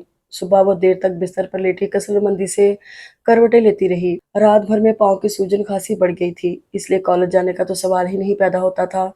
بھابھی نے 2-3 بار اسے ناشتے کے لیے پوچھا، لیکن اس کا جی کچھ کھانے کو نہیں چاہ رہا تھا، اس لیے انکار کر دیا۔ وہ خاصی دیر سے ایک ہی پوزیشن میں لیٹی خالی خالی نظروں سے چھت کو گور رہی تھی کہ عامر بڑے رازدارانہ انداز میں کمرے میں داخل ہوا اور اس کے پاس جھک کر اسے سرگوشی میں پکارنے لگا، بات سنے پھپھو، کیا ہے؟ اس نے نظروں کا زاویہ بدل کر مستفسرانہ انداز میں اسے دیکھا۔ کالی گاڑی میں ایک آدمی آیا تھا اور یہ آپ کے لیے دے کر گیا ہے۔ اس نے کمر کے پیچھے چھپائے ہوئے پھولوں کا بوکے اور کارڈ اس کی طرف بڑھایا۔ وہ کہہ رہا تھا، کسی کو پتہ نہیں چلنا چاہیے اور یہ چیزیں میں صرف آپ کو ہی دوں۔ وہ دھیمی آواز میں تفصیل بتانے لگا۔ نگہم نے خالی ذہنی کی کیفیت میں ہاتھ بڑھا کر دونوں چیزیں اس سے لے لیں۔ ادھر بیٹھ کر بتاؤ کون دے کر گیا ہے یہ چیزیں؟ اس کی آواز میں خوشگمانیوں کی ریشمی فصل سرسرانے لگی تھی۔ لمبا سا تھا اور بڑا ہی گورا چٹا۔ اس نے مجھے اتنے چھوٹے سے کام کے لیے اتنے ڈھیر سارے پیسے بھی دیے ہیں۔ وہ جیب سے 100 روپے کا نوٹ نکال کر خوشی سے ہاتھوں میں بل دینے لگا۔ نگہم نے جھپٹ کر نوٹ اس کے ہاتھوں سے چھین لیا اور اسے دھکا دے کر چارپائی سے اٹھاتے ہوئے بولی، چلو بھاگو یہاں سے، اور خبردار اس بات کا کسی سے ذکر کیا تو میں تمہاری ہڈیاں توڑ دوں گی۔ شرم نہیں آتی راہگیروں سے پیسے بٹورتے ہوئے؟ اپنی شاندار کارکردگی کے صلے میں ملنے والے اس انعام پر عامر کا چہرہ بھج سا گیا۔ وہ کچھ دیر ایک صدمے کی کیفیت میں کھڑا اسے دیکھتا رہا اور پھر زیر لب بڑبڑاتے ہوئے واپس مڑ گیا۔ اس کی بڑبڑاہٹ واضح تو نہیں تھی، لیکن ہونٹوں کی جنبش سے نگہم کے ذہن میں الفاظ کا جو خاکہ ابھرا تھا اس نے اس کے تن میں آگ سی بھڑکا دی۔ وہ لنگڑی چڑیل یا اسی سے ملتا جلتا کوئی نہایت ہولناک لقب تھا جو اس پر داغنے کے بعد عامر صاف بچ کر نکل رہا تھا۔ ادھر واپس آؤ، کیا کہہ رہے تھے مجھے؟ اس نے چیخ کر جاتے ہوئے عامر کو پکارا۔ میں تمہاری بادشاہ چیر کر کانوں تک کر دوں گی۔ میں نے تو کچھ نہیں کہا پھپھو۔ وہ دروازے میں رک کر گھگیایا اور دوسرے ہی لمحے بھاگ کھڑا ہوا۔ اگر نگہم کا پاؤں اجازت دیتا تو وہ ہر ممکن حد تک اس کا تعاقب کرتی، لیکن اس وقت مجبوری تھی، اس لیے وہ صرف دل میں سوچ کر رہ گئی۔ عامر کے جانے کے بعد وہ اس کی لائی ہوئی چیزوں کی طرف متوجہ ہوئی اور دھڑکتے دل کے ساتھ ہاتھ بڑھا کر وش کارڈ اٹھا لیا۔ زندگی کی خوبصورتی کا احساس دلاتے گہرے سرخ گلابوں کو ایک نظر دیکھنے کے بعد کارڈ کھول کر پڑھنے لگی۔ تحریر پر نظر ڈالتے ہی اس کی سانسیں پیار کی دھیمی آنچ سے سلگنے لگی تھیں۔ ایک ایک لفظ جذبوں کی بات سے مہکا ہوا تھا اور لکھنے والا یقیناً تابش کے سوا اور کوئی نہیں تھا۔ ڈیئر نگہم، معذرت اور معافی جیسے الفاظ آپ کو میری ذات سے پہنچنے والی تکلیف کے سامنے بہت چھوٹے اور ہیچ ہیں، اس لیے میں انہیں استعمال کر کے جذبوں کو گراوٹ سے دوچار نہیں کروں گا۔ شاید میں اپنے دل کی کیفیت آپ پر واضح نہ کر سکوں، لیکن اتنا ضرور کہوں گا کہ آپ کی خوبصورت آنکھیں آنسوؤں کے لیے نہیں ہیں، انہیں تو کاجل کو سندرتا عطا کرنے کے لیے تخلیق کیا گیا ہے۔ آپ نہیں جانتی کہ آپ کی آنکھ سے گرنے والا ایک ایک آنسو مجھے دجلہ کی گہرائیوں میں غرقاب کرتا رہا ہے۔ میں کل سے جس گھٹن میں سانس لے رہا ہوں نہ جانے اب تک کیسے زندہ ہوں۔ میں نے آپ کے لیے کچھ گلاب چنے ہیں، خاروں سے الجھتے الجھتے میری انگلیاں چلنی ہو گئی ہیں، لیکن اگر آپ انہیں اپنی سانسوں کی مہکتی حرارت کا لمس دیں گی تو میرا زخم جان شبنم کی شگفتہ فواروں سے آسودگی کشید کرے گا۔ فقط آپ کا۔ اس نے کئی بار پڑھ ڈالا۔ تابش اور اس قدر حساس تحریر اسے اپنی بصارتوں پر فریب کا گمان ہونے لگا۔ دل پیار کی دھن پر رقص میں مگن تھا اور وہ اپنے گرد نادیدہ کرنوں کا ہالہ محسوس کر رہی تھی جو یقیناً اس کے وجود سے پھوٹتے محبت کے نور کا پرتو تھا۔ تو میرے سوگوار حسن نے اس کے دل کی بستی کو زیر زبر کر ہی دیا۔ حسن کے آنسو عشق سے کہاں سہے جاتے ہیں۔ اس نے احساس تفاخر میں گرتے ہوئے پھولوں کو اٹھا کر اپنے چہرے سے قریب کیا اور ان سے پھوٹتی چاہت کی خوشبو کو من میں بسانے کے لیے ناک کے قریب لائی۔ اسے ایک جھنجھری سی آئی تھی اور اس نے بوکے کو یوں جھٹک کر پھینک دیا جیسے انجانے میں زہریلا بچھو ہاتھ میں لے لیا ہو۔ اس نے ناک میں ہونے والی کھجلی کو روکنے کے لیے ناک بری طرح مسل ڈالی۔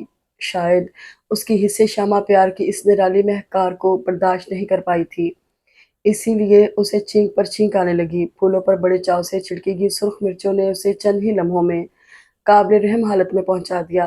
جلن کے باعث آنکھوں سے مسلسل پانی بہہ رہا تھا اور چھینکیں رکنے میں ہی نہ آ رہی تھیں۔ وہ تقریباً گرنے والے انداز میں چارپائی سے نیچے اتری اور ایک ٹانگ پر اچھلتے ہوئے کسی نہ کسی طرح خود کو گھسیٹ گھساٹ کر واش روم تک لے آئی۔ خاصی دیر تک آنکھوں اور چہرے پر پانی کے چھپکے مارنے کے بعد چھینکوں کے تسلسل میں کچھ کمی آئی تھی۔ اتنی سی دیر میں وہ یوں ہانپنے لگی تھی جیسے کہیں دور سے بھاگتی ہوئی آئی ہو۔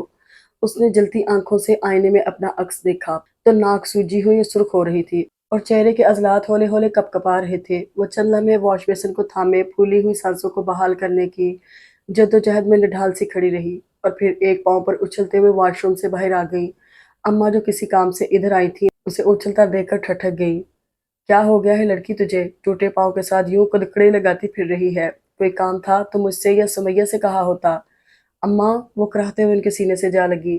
وہ اسے سہارا دے کر چارپائی تک لے آئیں۔ کیا بہت درد ہے؟ وہ اس کا سر سہلاتے ہوئے پوچھ رہی تھیں۔ ہاں بہت، اتنا کہ سہا نہیں جا رہا۔ وہ ان کی آغوش میں منہ چھپائے سسک رہی تھی۔ پریم جھولا جھولتے ہوئے وہ اتنی بلندی سے منہ کے بل گری تھی کہ جسم و جاں زخموں سے چور چور ہو گئے تھے۔ چپ ہو جا میری بچی، میں مرہم لگا دیتی ہوں، ابھی درد دور ہو جائے گا۔ اماں، کسی کی بے حسی نے دل پر جو گھاؤ لگائے ہیں ان پر مرہم کون رکھے؟ وہ پوچھنا چاہتی تھی لیکن کہہ نہ سکی۔ 2 دنوں میں سوجن اتر گئی اور وہ چلنے پھرنے کے قابل ہوئی تو کالج جانے لگی، لیکن ٹیوشن پڑھانے نہیں جا رہی تھی۔ اماں نے پوچھ پوچھ کر جان عذاب کر دی تھی، بچوں کو پڑھانے کیوں نہیں جاتی ہو؟ اماں، میری طبیعت ٹھیک نہیں ہے، جب اچھی ہو جاؤں گی تو جانے لگوں گی، وہ انہیں مطمئن کرنے کے لیے کہہ دیتی۔ اس لڑکی کی منطق بھی نرالی ہے، کالج جانے کے لیے بھلی چنگی ہے اور ٹیوشن پڑھانے کو طبیعت خراب ہے۔ گھر میں 4 پیسے آتے اسے اچھے نہیں لگتے۔ وہ خود ہی بول بول کر خاموش ہو جاتی۔ اگلے روز بھائی آفس سے آتے ہی اسے بتانے لگے، آج تمہاری اسٹوڈنٹ الغایا کی امی کا فون آیا تھا، تم نے انہیں گھر کا ایڈریس نہیں دیا تھا اس لیے انہوں نے آفس میں مجھ سے رابطہ کیا، تمہارے لیے بہت پریشان تھی، میں نے تمہاری چوٹ کا بتایا تو بہت فکر مند ہو رہی تھی۔ انہوں نے دانی لوگوں کے گھر سے بھی پتہ کیا تھا لیکن تم وہاں بھی نہیں جا رہی تھی۔ وہ بتا رہی تھی کہ الغایا کے مڈ ٹرم ایگزامز ہونے والے ہیں اور ان دنوں سے تمہاری ہیلپ کی بہت ضرورت ہے۔ میں نے انہیں کہہ دیا کہ تم کل الغایا کو پڑھانے آؤ گی۔ آپ نے مجھ سے پوچھے بنا کیسے کہہ دیا؟ اس کے لہجے کی تلخی پر بھائی نے چونک کر اسے دیکھا۔ آخر تم کیوں نہیں جانا چاہتی؟ کوئی وجہ تو ہو؟ بس میں نے کہہ دیا ہے، میرا جی نہیں چاہتا تو کوئی مجھے اس کے لیے مجبور نہ کرے، وہ قطعیت سے کہتے ہوئے اٹھ کر کمرے میں چلی آئی تھی۔ پھپھو، دادی آپ کو بلا رہی ہیں، مہمان آئے ہیں۔ زینی اسے پیغام دے کر جواب کا انتظار کرنے لگی۔ تم چلو، میں آ رہی ہوں۔ سر پر دوپٹہ جماتے ہوئے وہ کمرے سے نکلی تو دالان میں فاقیہ آپی اور تابش کو اماں کے ساتھ بیٹھے دیکھ کر ایک لمحے کے لیے ٹھٹک کر رک گئی، لیکن دوسرے ہی پل آگے بڑھ کر فاقیہ آپی کو سلام کرنے کے بعد ان کے پاس ہی کرسی پر بیٹھ گئی۔ کہیں تابش نے انگوروں والا قصہ اپنی بھابھی کو نہ سنا دیا ہو، اگر انہوں نے اماں کے سامنے ذکر کر دیا تو بات بہت بگڑ سکتی ہے، سوچ کر اس کی ہتھیلیاں پسینے سے بھیگنے لگی تھیں۔ اس نے دزدیدہ نگاہوں سے تابش کی طرف دیکھا لیکن اس کے چہرے سے کچھ اندازہ لگانا مشکل تھا۔ وہ عامر کو گود میں بٹھائے اپنے مخصوص انداز میں مسکراتے ہوئے اس کے کانوں میں خسر خسر میں مصروف تھا۔ اب کیسی طبیعت ہے نگہم؟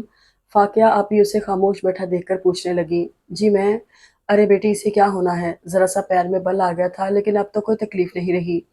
اماں درمیان میں کود پڑی تھی، بالکل گھوڑے کی طرح ہڑدنگے لگاتی پھرتی ہے۔ اماں کی اس ناشائستگی پر اس کے منہ کا زاویہ بگڑ گیا اور اس نے انہیں گھور کر خاموش رہنے کی تنبیہ بھی کی، لیکن وہ اس کی طرف دیکھ ہی کب رہی تھی جو اس کے گھورنے کا کوئی اثر لیتی۔ یہ نہ سمجھنا نگہم کہ میں اپنے مطلب کو تمہیں پوچھنے آ گئی ہوں، یہ سچ ہے کہ آج کل اچھے ٹیوٹرز کا ملنا بہت مشکل ہے اور تمہارے پڑھانے کے انداز سے میں مطمئن بھی بہت ہوں، لیکن تم مجھے اپنی چھوٹی بہنوں کی طرح عزیز بھی ہو، اور سچ مانو تو یہ تمہاری محبت ہے جو مجھے یہاں لے آئی ہے۔ وہ اس کے ہاتھ اپنے ہاتھوں میں لے کر بڑی ہی شفیق مسکراہٹ کے سنگ بول رہی تھی، اللہ تمہارا بھلا کرے بیٹی، آج کل ایسے اچھے لوگ کہاں ملتے ہیں جو اپنے نوکروں کو اتنی عزت دیں۔ اماں کی اس گلفشانی پر وہ دہل کر رہ گئی۔ تابش کے کہہ نے رہے سہے اور سان بھی خطا کر دیے تھے۔ اچھا کل سے تو تم آنے لگو گی نا؟ دانی کی امی بھی تمہیں کئی مرتبہ پوچھ چکی ہیں۔ جی دراصل کچھ پرابلمز ہیں، میرے اپنے ایگزامز میں بہت کم وقت رہ گیا ہے، میں اب ٹیوشن کے لیے شاید وقت نہ نکال سکوں۔ اس کو چھوڑو بیٹی، یہ تو یوں ہی بے تکا بولتی رہتی ہے، اماں نے اس کی بات درمیان میں اچک لی تھی۔ تم بالکل بے فکر ہو جاؤ، کل سے ہی کام پر آنے لگے گی، انہوں نے بڑے ہی فیصلہ کن انداز میں ہاتھ ہلاتے ہوئے کہا۔ اس کے بعد بھی اس نے کئی دفعہ کوشش کی کہ فاقیہ آپی سے کھل کر بات کرے، لیکن اماں نے اسے بولنے کا موقع ہی نہ دیا۔ کچھ ہی دیر میں اماں نے زبان کے ایسے ایسے مار کے دکھائے کہ اس کا خون کھول کر رہ گیا۔ اگر تمہیں آنے جانے میں کوئی مسئلہ ہے تو تابش گاڑی لے کر آ جایا کرے گا۔ کیوں تابش؟ وہ اس سے بات کرتے ہوئے تابش سے پوچھنے لگی۔ مجھے بھلا کیا اعتراض ہو سکتا ہے، لیکن اگر یہ ہاں کر دے تو؟ وہ بڑے معنی خیز انداز میں بولا تھا۔ اس نے ایک جھلستی ہوئی نگاہ تابش پر ڈالی۔ ایک لمحے کے لیے نظروں کا باہم تصادم ہوا تو تابش نے اسے آنکھ مار دی۔ اس نے سٹ پٹا کر پلکیں جھکا لی اور ایک نازیبا سی گالی نوکے زباں پر آ کر دم توڑ گئی۔ تم بہت چپ ہو نگہم، کیا مجھ سے کوئی ناراضگی ہے؟ جی نہیں، ایسی تو کوئی بات نہیں۔ فاقیہ آپی کے استفسار پر وہ جلدی سے بول پڑی۔ تو اب میں مطمئن ہو جاؤں کہ تم الغیہ کو پڑھانے آؤ گی؟ جواب میں اس نے بے جان سے انداز میں سر ہلا دیا۔ اچھا آنٹی، اب ہمیں اجازت دیں، انشاءاللہ پھر ملاقات ہوگی۔ ارے بیٹی، ابھی تو تم آئی ہو، 2 گھڑی بیٹھ کر جانا۔ وہ سمیہ چائے لے کر آ رہی ہے، جا عامر بھاگ کے باورچی خانے میں جا اور اپنی ماں سے کہہ کہ جلدی چائے لے کر آئے۔ اماں نے بڑے اصرار سے انہیں چائے کے لیے روک لیا تھا۔ وہ لوگ دہلیز پار کر کے باہر نکلے تو اسے عامر کو کندھوں سے پکڑ کر روکنا پڑا۔ وہ شاید ان کے ساتھ ہی جانا چاہتا تھا۔ پھپھو یہ وہی تھا جو پھول دے کر گیا تھا۔ وہ دبے دبے جوش سے اسے بتانے لگا، بکواس بند کرو، اور تم اس کی گود میں کیوں چڑھے بیٹھے تھے؟ تمیز تو چھو کر بھی نہیں گزری تمہیں۔ اس نے عامر کو ایک تھپڑ جڑ دیا اور پھر جان بوجھ کر اس کی جانب سے نظریں پھیر لیں، کیونکہ وہ زیر لب کچھ بڑبڑا رہا تھا اور اس بڑبڑاہٹ کا مفہوم وہ ہرگز نہیں سمجھنا چاہتی تھی۔ تمہیں کیا ضرورت تھی انکار کرنے کی؟ بلکہ تمہیں تو اسی روز ان کے گھر جانا چاہیے تھا جب تمہارے پاؤں کی موچ ٹھیک ہو گئی تھی۔ اس کی پوری بات سن کر آمنہ اس انداز سے گویا ہوئی جیسے اس کی عقل پر ماتم کر رہی ہو۔ آمنہ پورے کالج میں وہ واحد لڑکی تھی جس کے ساتھ وہ اپنی باتیں شیئر کر لیتی تھی۔ دونوں کے مزاج میں تندی تھی، اسی لیے خوب نبھ رہی تھی۔ کیا مطلب؟ اس نے بھویں اچکائیں۔ مطلب صاف ہے، تم اس طرح کا شدید رد عمل دکھا کر تو اس پر یہ ظاہر کر رہی ہو جیسے تم نے اس کی بات کا بہت اثر لیا ہے۔ تمہارے ایسے رویے سے تو اس کے حوصلے اور بلند ہوں گے۔ اس نے تمہارے ساتھ ایک واہیات مذاق کیا اور تم اسے جان کر روگ بنا کر بیٹھ گئی۔ اس سے تو یوں لگتا ہے جیسے تم واقعی اس میں انٹرسٹڈ ہو۔ نگہم اس بات پر آمنہ سے نظریں چرا گئی تھی، مبادا دل کے موہن چور کا عکس اس کی آنکھوں میں لہراتا نظر نہ آ جائے۔ تمہیں تو اس وقت ہی اس کے منہ پر تھپڑ مار دینا چاہیے تھا جب اس نے تمہیں کرسی سے گرا دیا تھا، اور تم ہو کہ اس کے بھیجے ہوئے پھول اور کارڈ وصول کرتی پھر رہی ہو۔ اور تمہیں یہ مشورہ کس نے دیا تھا کہ ان پھولوں میں اپنی ناک گھسیڑو؟ حماقت کی بھی کوئی حد ہوتی ہے۔ اس کے لہجے میں صاف ظاہر تھا کہ اس نے نگہم کا رد عمل سخت ناگوار لگا تھا۔ اچھا یہ نصیحت کسی اور وقت کے لیے رکھ چھوڑو، اس وقت تو مجھے یہ بتاؤ کہ میں کیا کروں؟ نگہم کے انداز میں جھنجھلاہٹ تھی۔ تم یہ کرو کہ آج سے ہی الغایہ کو پڑھانے چلی جاؤ اور اس تابش کو اس طرح اگنور کرو جیسے کچھ ہوا ہی نہ ہو۔ یہ کیسے ممکن ہے؟ تم اسے نہیں جانتی ہو، وہ اتنا زج کر دیتا ہے کہ ضبط جواب دینے لگتا ہے۔ کیوں ممکن نہیں ہے احمق لڑکی؟ یہاں کالج میں تو بڑی خونخوار بنی پھرتی ہو اور اس لڑکے کے سامنے تمہاری حالت بھیگی بلی سے بھی بری ہے۔ آخر تم اس سے اتنا دب کیوں رہی ہو؟ اسے ایسا منہ توڑ جواب دو کہ آئندہ کے لیے وہ تمہارا سامنا کرنے سے بھی کترانے لگے۔ اب وہ اسے کیا بتاتی کہ وہ تو خود ہر دم اس کا سامنا چاہتی ہے۔ مرچوں والے واقعے کے سلسلے میں تم بالکل انجان بن جانا۔ اگر وہ تم سے اشارتاً بھی ذکر کرے تو تم صاف مکر جانا۔ وہ کیوں؟ کیوں کا کیا مطلب ہے؟ آخر تم اتنی ناسمجھ کب سے ہو گئی؟ آمنہ کی جھنجھلاہٹ عروج پر تھی۔ اگر تم اسے اپنا سوجا ہوا تھوبڑا دکھاؤ گی تو وہ خود ہی سمجھ جائے گا کہ اس کی بےہودہ شرارت شاندار طریقے سے کامیاب ہوئی ہے اور وہ مزید شیر ہو جائے گا۔ تم پہلے کی طرح مسکراتے ہوئے اور ویسی ہی تمکنت کے ساتھ اس کے سامنے جاؤ جو تمہاری شخصیت کا خاصہ ہے۔ یوں رو بسور کر اس کی خوشی کا سامنا کیوں کر رہی ہو؟ آخر اس نے تمہیں سمجھ کیا رکھا ہے؟ تم اس پر ثابت کر دو کہ تم کوئی معمولی لڑکی نہیں ہو۔ اگر وہ دوبارہ تمہارے ساتھ فری ہونے کی کوشش کرے تو اسے ایسے کھری کھری سنانا کہ طبیعت صاف ہو جائے۔ اچھا بس بھی کرو، تم تو مجھے یوں بریفنگ دے رہی ہو جیسے میں کسی جنگی محاذ پر روانہ ہو رہی ہوں۔ نگہم اکتائے ہوئے انداز میں اٹھ کھڑی ہوئی۔ جنگی محاذ تو نہیں، اس سے کم بھی نہیں ہے۔ آخر انا اور وقار کا مسئلہ ہے اور یہ کوئی معمولی بات تو نہیں۔ وہ بھی اس کی تقلید میں اٹھتے ہوئے بولی، चलो कैफेटेरिया चलें, मैंने तो अभी तक नाश्ता भी नहीं किया। निगम मौजू बदलना चाह रही थी। हाँ, भूख तो मुझे भी लग रही है। वो दोनों कैफेटेरिया की जानिब रवाना हो गईं। वैसे आपस की बात है, मुझे तो फाकिया आपी का किरदार भी मशकूक लग रहा है। उसके साथ चलते हुए आमना ने पुरसोच अंदाज में उसकी तरफ देखा। कैसी बातें कर रही हो, अच्छी भली शरीफ खातून है। निगम ने एहतजाजन उसे घूरा। उसके यूं घूरने पर वो मुस्कुराने लगी। ओहो, मैं वो वाला मशकूक नहीं कह रही हूँ। कहने का मतलब ये है कि कौन इस तरह बच्चों के ट्यूटर्स के घरों में जाकर खैरियत दरियाफ्त करता है, और फिर तुम्हें वापस बुलाने के लिए इस कदर इसरार, कुछ अजीब सा लग रहा है। ट्यूटर्स की आजकल कौन सी कमी है। बेशुमार लोग अकेडमियों के चक्कर लगा लगा कर तलवे घिसाते फिर रहे हैं, और तुम कब किसी यूनिवर्सिटी की प्रोफेसर हो कि तुम्हारे जाने का उन्हें इस कदर कलक हो। इन्हें तो 2-4 रोज तुम्हारा इंतजार करके किसी और को रख लेना चाहिए था। मुझे तो देवर भाभी की मिली भगत लग रही है। तुम तो बाल की खाल उतारने लगती हो। अब मैं हूं ही इतनी हसीन और पुरकशिश कि लोग मुझसे दूरी बर्दाश्त ही नहीं कर पाते। उसने एक अदाए दिल रुबाई से बालों की लिट कान के पीछे उड़सी और पलकें झपकाकर उसकी तरफ तस्दीक तलब नजरों से देखा। हाँ, इसमें तो कोई शक नहीं, अक्ल से तुम्हारा बैर साबित करता है तुम वाकई बेहद हसीन हो, क्योंकि अक्ल और हुस्न की आपस में सख्त मुखासमत हुआ करती है। वो जलकर बोली, बिल्कुल ठीक, इसलिए तो तुम इतनी ज्यादा अक्लमंद हो। निगम ने बरजस्ता कहा था, और आमना अपनी कही हुई बात खुद पर उलटते देखकर महज तिल मिला कर रह गई थी। वाकया आपी ने उसे देखकर गैर मामूली खुशी का इजहार किया था, और अलगाया भी यूं खिली जा रही थी जैसे कोई मनपसंद खिलौना मिल गया हो। मिस, आप इतने दिन आई क्यों नहीं? क्या चाचू से लड़ाई हो गई थी? मैं आपको याद नहीं आती थी? सवालों का एक तवील सिलसिला था जो खत्म होने में ही ना आ रहा था। वो बेध्यानी से अलगाया को सुन रही थी।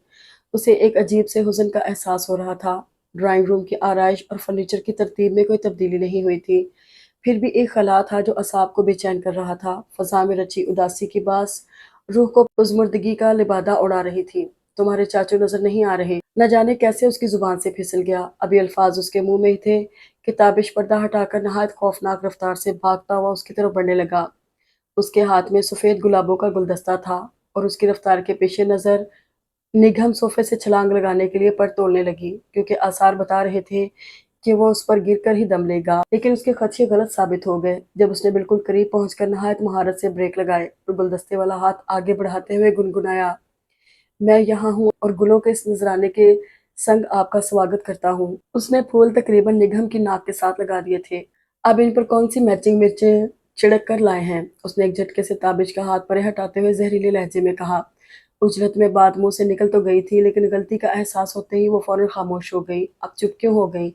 बोलिए ना, आपको मेरा तोहफा कैसा लगा? तोहफों के लेन देन से मोहब्बत बढ़ती है, सुना तो था, लेकिन आज साबित भी हो गया। अब देखिए, दूसरे ही तोहफे से मोहब्बत की तासीर इस कदर बढ़ गई कि आपने मेरा हाथ छू लिया। वो अपने बाएं हाथ की पुश्त को रुखसार के साथ मस करके बड़े ही खौफनाक अंदाज में गुनगुनाने लगा। न जाने क्या हुआ जो तूने छू लिया, खिला गुलाब की तरह मेरा बदन। निगम उसकी ये निराली मंतक सुनकर चुई मुई सी बन गई। उसने तो उसके बड़े हुए हाथ को हटाने के लिए ऐसा किया था, और वो बात को कहाँ से कहाँ ले गया था। चाचू, आप गाना ना गाया करें। आपका गाना सुनकर सर में दर्द होने लगता है। अलगाया के मुंह बनाने पर उसने मसनूई खफगी से आंखें दिखाईं। और आप मुझे पढ़ने क्यों नहीं देते? हर वक्त में इसको तंग करते रहते हैं। मैं मामा से आपकी शिकायत करूंगी। निगम ने अपनी मुस्कुराहट छुपाने के लिए हाथ में पकड़ी किताब चेहरे के सामने कर ली थी। अच्छा भाई, तुम तो कुछ ज्यादा ही जज्बाती हो रही हो। अब मैं खामोशी से बैठकर देखूंगा कि तुम्हारी मिस तुम्हें क्या क्या पट्टियां पढ़ाती रहती हैं। वो हथियार डालने वाले अंदाज में सोफे पर बैठने के लिए झुका। नहीं चाचू, यहाँ ना बैठिएगा। अलगाया जल्दी से बोल पड़ी।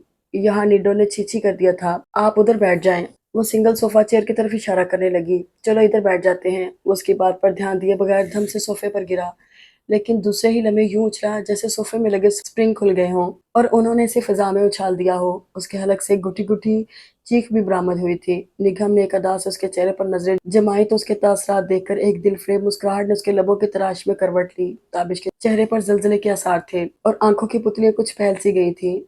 मैं कुछ इलाज मुआलजे के बाद अभी हाजिर होता हूँ। वो फटी फटी आवाज में बोलता हुआ कमरे से जाने लगा। उसके दोनों हाथ पैंट की पिछली जेबों पर धरे हुए थे और चाल में वाज़ेह लड़खड़ाहट थी।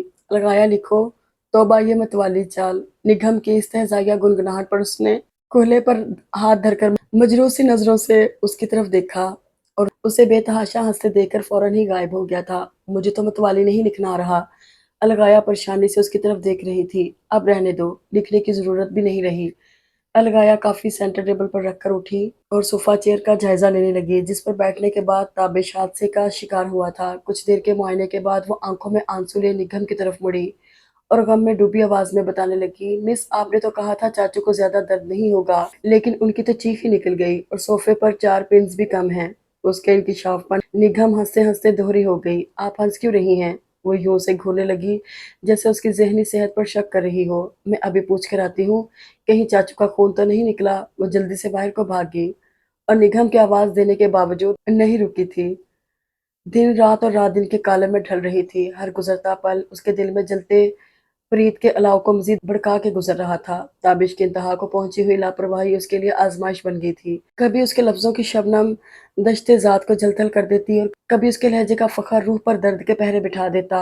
आमना गाहे बगाहे उसकी ब्रेन वॉशिंग कर रही थी, लेकिन जब वो खुद ही निजात की ख्वाह नहीं थी तो किसी की नसीहतें उसे क्या दे सकती थी। वो जिस सुनहरी रेशमी जाल में उलझ गई थी, उससे दामन छुड़ाने की उसे कोई आरजू ही ना थी। वो दिन रात एक हैजान का शिकार रहती थी। उसके मिजाज में शगुफ्तगी तो पहले ही मफकूद थी, लेकिन अब उस पर एक झंझलाहट सवार रहने लगी। रेगे दश्ते तलब की तपश उसके चेहरे पर शोले से खिलाए रखती। बच्चों के साथ उसका रवैया इस कदर सख्त हो गया था कि वो उसे देखते ही सहम जाते थे। और सब तो उसके चिड़चिड़ेपन से नालां थे ही, लेकिन अम्मा को उसकी तुनक मिजाजी एक आंख ना भाती। वो जब भी ट्यूशन पढ़ाकर गुस्से में भरी घर में दाखिल होती, अम्मा उसे आड़े हाथों लेती। उस दिन भी वो घर आते ही जैनी और आमिर पर चीखने लगी थी। वजह सिर्फ इतनी थी कि उसकी पहली पुकार पर वो उसके पास नहीं पहुंच सके थे। आ गई मेरी डाइन बच्ची। अम्मा की जहर में भुजी आवाज उसकी समात पर ताज़ियाना बनकर लगी थी। जैसे ही घर से चीखने चिंगाड़ने की आवाजें आने लगी, मैं समझ जाती हूँ कि निगम घर लौट आई है। वो खामोशी से होंठ चबाते हुए उन्हें देखने लगी। गुस्से से उसकी मुट्ठियां भींच गई थीं। क्या बाहर से किसी का लहू पी कर आती है, जो घर में दरिंदी बनकर दिनदराने लगती है? अम्मा खुदा के लिए चुप हो जाएं, आपको तो मुझसे खुदा वास्ते का बैर है। वो फटपड़ने वाले अंदाज में बोली। मैं क्यों चुप हो जाऊं? तेरी ये शोले उगलती जुबान कौन पकड़ेगा? अम्मा कहाँ खामोश होने वाली थी। तो यूं आग का गोला बनी रहती है, आखिर क्या जलन है तुझ में? तुझे मैं तो ये सोच सोच कर खोलती रहती हूँ कि वहाँ बच्चों को मारती भी होगी तू। इन बड़े घरों के बच्चे बिल्कुल नाजुक फूलों जैसे तो होते हैं। किसी दिन किसी बच्चे को उल्टी सीधी लग गई तो बैठी जेल में चक्की पीसती रहना। अहमर भाई भी उसे समझाने के लिए आगे बढ़े। निगम, अम्मा की ये बात तो बिल्कुल सही है। तुम अपने गुस्से पर काबू पाने की कोशिश करो, वरना किसी दिन तुम्हारे लिए कोई मुश्किल खड़ी हो सकती है। हर कोई मुझे अकल सिखा रहा है, जैसे मैं तो पागल हूँ। मैं अच्छी तरह जानती हूँ कि बच्चों को पढ़ाने के लिए किस हद तक सख्ती की ज़रूरत है, और उनको सुधारने के लिए मारना भी बहुत ज़रूरी होता है। आप लोग ख्वामख्वाह अपने लफ्ज़ ज़ाया ना करें। लो और सुनो भैया, मुंह लगाती डूमनी और गावे ताल बेताल। अम्मा के इस मुहावरे ने उसके रगों पे में शोले से भड़का दिए और वो तन फन करते हुए कमरे से बाहर निकल गई थी। आपकी फजूल बकवास सुनते सुनते मेरे कान पक गए हैं। क्या आपको दुनिया में और कोई काम नहीं है? निगम पिछले 20 मिनट से ताबिश को बेतुकान बोलते सुन रही थी और खामोश रहकर उसे नजरअंदाज करने की जद्दोजहद कर रही थी, लेकिन उसकी जुबान के रुकने की कोई सबील नजर न आने पर जब्त की तनाबे हाथ से छोड़ बैठी। जी, मुझे इसके अलावा और बेशुमार काम होते हैं, और अब आप ये तो ज़रूर जानना चाहेंगी कि वो कौन से काम हैं। वो सवालिया नज़रों से उसे देखने लगा और उसे तरदीद का मौका दिए बगैर खुद ही बताने लगा। मसलन, मैं आपके आने का इंतज़ार करता हूँ और आपके जाने के बाद आपके दोबारा आने का इंतज़ार करता हूँ। यकीन कीजिए, मुझे तो एक लम्हे के लिए भी फुर्सत नहीं मिलती। आप जो भी करते हैं मुझे इससे कोई गर्ज नहीं, बस मैं आपको 1 मिनट के लिए भी बर्दाश्त नहीं कर सकती। अरे वाह, ये तो सफ़ेद झूठ है। उसने आंखें फैलाई। आप तो खुद लाख जतनों से मुझे यहाँ बुलाती हैं। अभी कल ही की बात है कि आप अलगाया को नहायत राजदारी से बता रही थी कि आप कल 4 बजे की बजाय 3:30 बजे तशरीफ़ लाएंगी, और आपकी आवाज़ इतनी धीमी थी कि मुझे इस मुकाम से तवील फासले पर टीवी लाउंज में बैठे हुए भी पहुंच गई। इस सिलसिले में आप क्या कहती हैं? उसकी बात किसी हद तक सच थी, इसलिए निगम गड़बड़ा कर रह गई और कुछ देर तक उसे कोई जवाब न बन पड़ा। मैं आपसे बार बार कह चुकी हूँ कि ख्वामख्वाह मुझसे बेतकल्लफ होने की कोशिश मत किया करें। मैं कोई गांव की पसमानदा लड़की नहीं हूँ जो आपकी अय्यारियों को जांच ना सकूं। खफत छुपाने की खातिर वो खासी बुलंद आवाज में बोली थी। जी, आपकी इस बात से तो मैं भी 100% इत्तफाक करता हूँ। आपसे ज़्यादा मॉडर्न लड़की मैंने आज तक नहीं देखी, क्योंकि फैशन की दुनिया में आपने जिन नई जहतों को मुतारफ़ करवाया है, माजी में उनकी नज़ीर मिलना तकरीबन नामुमकिन है। आपके सामने तो दुनिया के तरक्की याफ्ता ममालिक की सुपर मॉडल्स भी पानी भरती नजर आती हैं। उसकी ये तमहीद यकीनन किसी तूफान का पेशखेमा थी, और निगम को सरासीमा से तजस्सुस में मुब्तला होने लगी थी कि वो क्या गुल खिलाने वाला है। जिद्दत पसंदी तो आप पर ख़त्म है। आपने फैशन की रंगीनियों को नए ज़ाविये अता किए हैं। मैं पूछ सकती हूँ इस सारी बकवास का मकसद क्या है? वो बोल ही पड़ी। जी जी, बिल्कुल ज़रूर पूछे। आप ही के बारे में तो बात हो रही है, और मैं यही बताने जा रहा हूँ कि एक कान में झुमका डालना और दूसरे को महरूम रखना, वाह वाह क्या इनफरादियत है। उसकी बात सुनकर निगम को قدموں تلے زمین سرکتی ہوئی محسوس ہوئی اور بے اختیار وہ اپنے کان ٹٹولنے لگی۔ ایک جھمکے کی گمشدگی کو محسوس کر کے اس کی حالت دیدنی تھی۔ اور ملاحظہ کیجئے، ہونٹوں کے ساتھ دانتوں پر بھی لپسٹک لگانا جہان رنگ و بو میں یہ طرح صرف آپ نے ہی ڈالی ہے۔ وہ دوپٹے کے پلو سے ہونٹ اور دانت رگڑتے ہوئے اسے کھا جانے والی نظروں سے گھور رہی تھی، لیکن وہ اس کی نظروں سے بے نیاز بولے چلا جا رہا تھا۔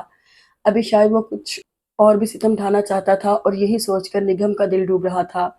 بائیں ہاتھ کی 3 انگلیوں کے ناخنوں پر کیوٹکس لگانا اور 2 ناخنوں پر محض چند چھینٹے، جبکہ دائیں ہاتھ میں کہتی ہوں بکواس بند کرو۔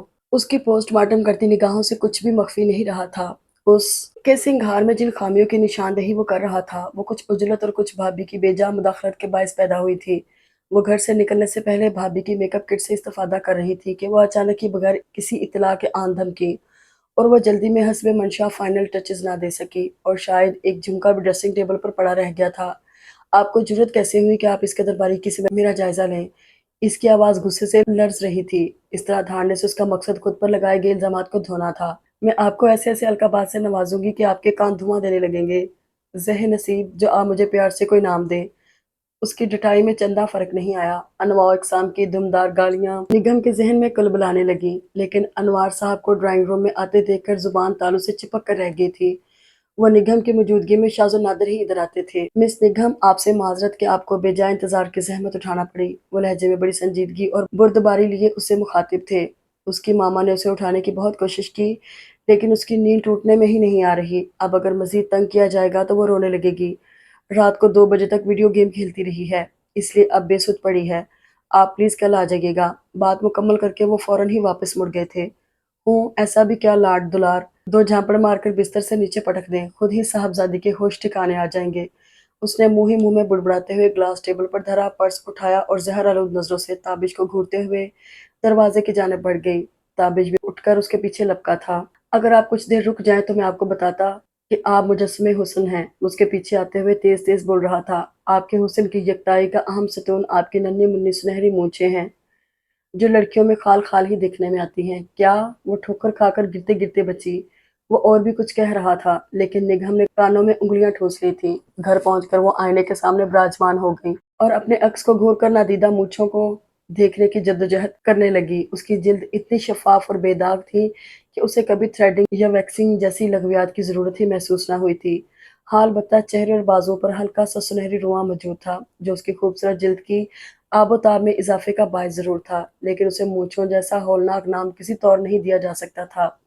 اس کمبخت تابش نے نہ جانے کیا دیکھ کر ایسا زہر اگلا تھا۔ تشویش کے باعث ساری رات اسے نیند نہ آ سکی اور وہ بار بار اپنے اوپری ہونٹ پر انگلیاں پھیر کر خود کو تسلی دیتی رہی کہ پریشانی کی کوئی بات نہیں، لیکن دل میں ہونے والی خود بدھ کسی طرح موقوف نہ ہوئی۔ ساری رات کروٹیں بدلتے گزر گئی۔ اگلے روز کالج جاتے ہی وہ آمنہ کے سر ہو گئی۔ وہ نگہم کی عجیب و غریب فرمائش سن کر حیران رہ گئی تھی اور اس نے خاصی پس و پیش سے کام لیا، لیکن نگہم کے بڑھتے ہوئے اصرار کے سامنے اسے مانتے ہی بن پڑی۔ وہ دونوں گرلز ہاسٹل کی بیک سائڈ پر سیڑھیوں پر آن بیٹھی۔ دیکھ لو نگہم، یہ ذرا سا تکلیف دہ کام ہے، تم میں برداشت کا مادہ بالکل بھی نہیں ہے۔ آمنہ نے دھاگے کو انگلیوں پر بل دیتے ہوئے آخری بار اس کی رائے جاننا چاہی۔ تم تو مجھے بچوں کی طرح ٹریٹ کر رہی ہو۔ یہ اتنی ساری لڑکیاں جو یہ سب کچھ کرتی رہتی ہیں، میں نے تو انہیں کبھی چیختے چلاتی یا درد سے تڑپتے نہیں دیکھا، اس نے منہ بناتے ہوئے کہا اور آنکھیں بند کر کے چہرہ آمنہ کے قریب کر دیا۔ اب نخرے بند کرو اور جو تم سے کہا گیا ہے وہ کرو۔ ان لڑکیوں کی اور بات ہے، ان کی ہمت تو قابل داد ہے، جو اپنا چہرہ بگاڑنے کے لیے اتنی کڑی آزمائشوں سے گزرتے ہوئے ذرا بھی نہیں ڈولتی۔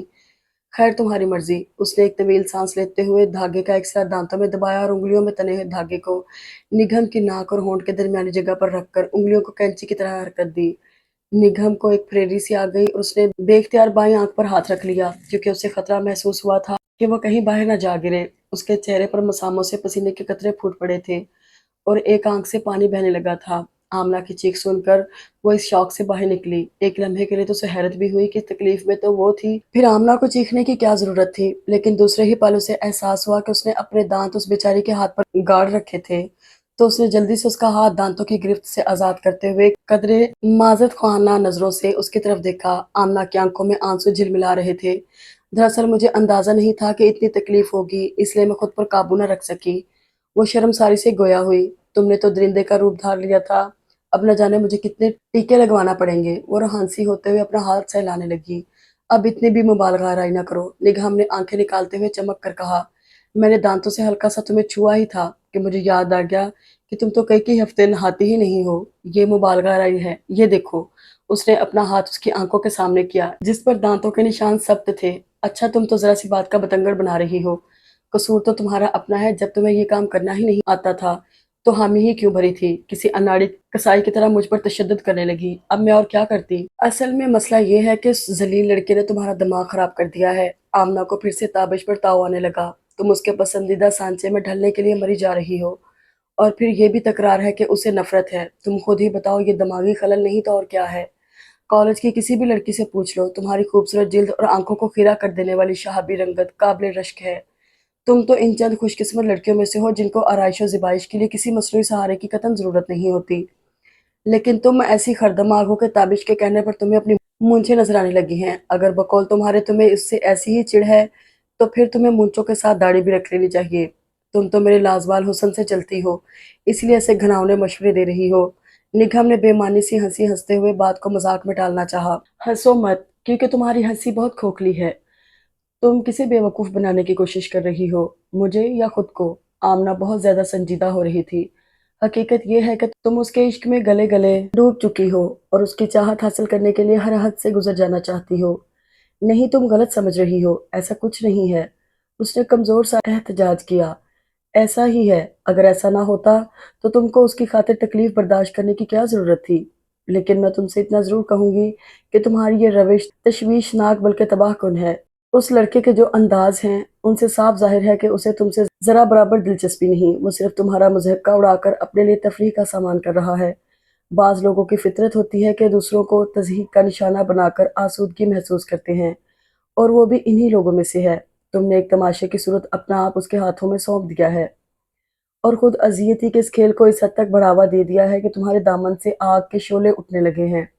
اب اس کی آواز میں ترہم کا عنصر نمایاں ہو گیا تھا۔ نگہم نظریں جھکائے بالکل خاموش بیٹھی تھی۔ اس نے آمنہ کو ٹوکنے کی کوشش نہیں کی۔ تم مجھے بہت عزیز ہو نگہم، میں تمہیں آگ سے کھیلتا نہیں دیکھ سکتی۔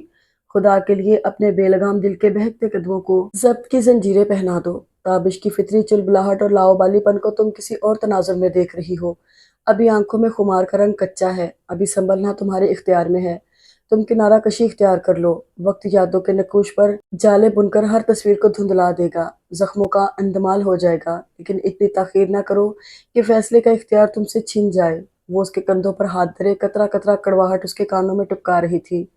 اور اس نے تمہیں آس کی کسی کچی ڈور کا سرا بھی تو نہیں تھمایا جس کے لیے تم بہتے پانیوں کی شوریدہ سر روانی پر قدم رکھنا چاہتی ہو۔ وہ خاموش ہو کر نگہم کے بولنے کا انتظار کرنے لگی، لیکن نگہم کچھ نہیں بولی تھی۔ اس نے آمنہ کی سب باتیں سنی تھیں، لیکن ان کا مفہوم وہ سمجھنا نہیں چاہتی تھی۔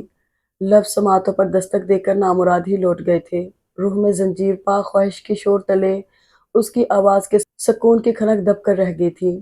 کالج میں باقی وقت اس نے بڑے بوجھل دل کے ساتھ گزارا تھا۔ آمنہ بھی اس کی چپ میں مخل نہیں ہوئی، شاید وہ اسے سوچنے کے لیے موقع فراہم کرنا چاہتی تھی۔ کالج کے گیٹ سے باہر نکلتے ہوئے اس کی نظر جس چہرے پر ٹھٹکی تھی وہ تابش کا چہرہ تھا۔ یکبارگی دل اپنی چال سے چوک گیا تھا۔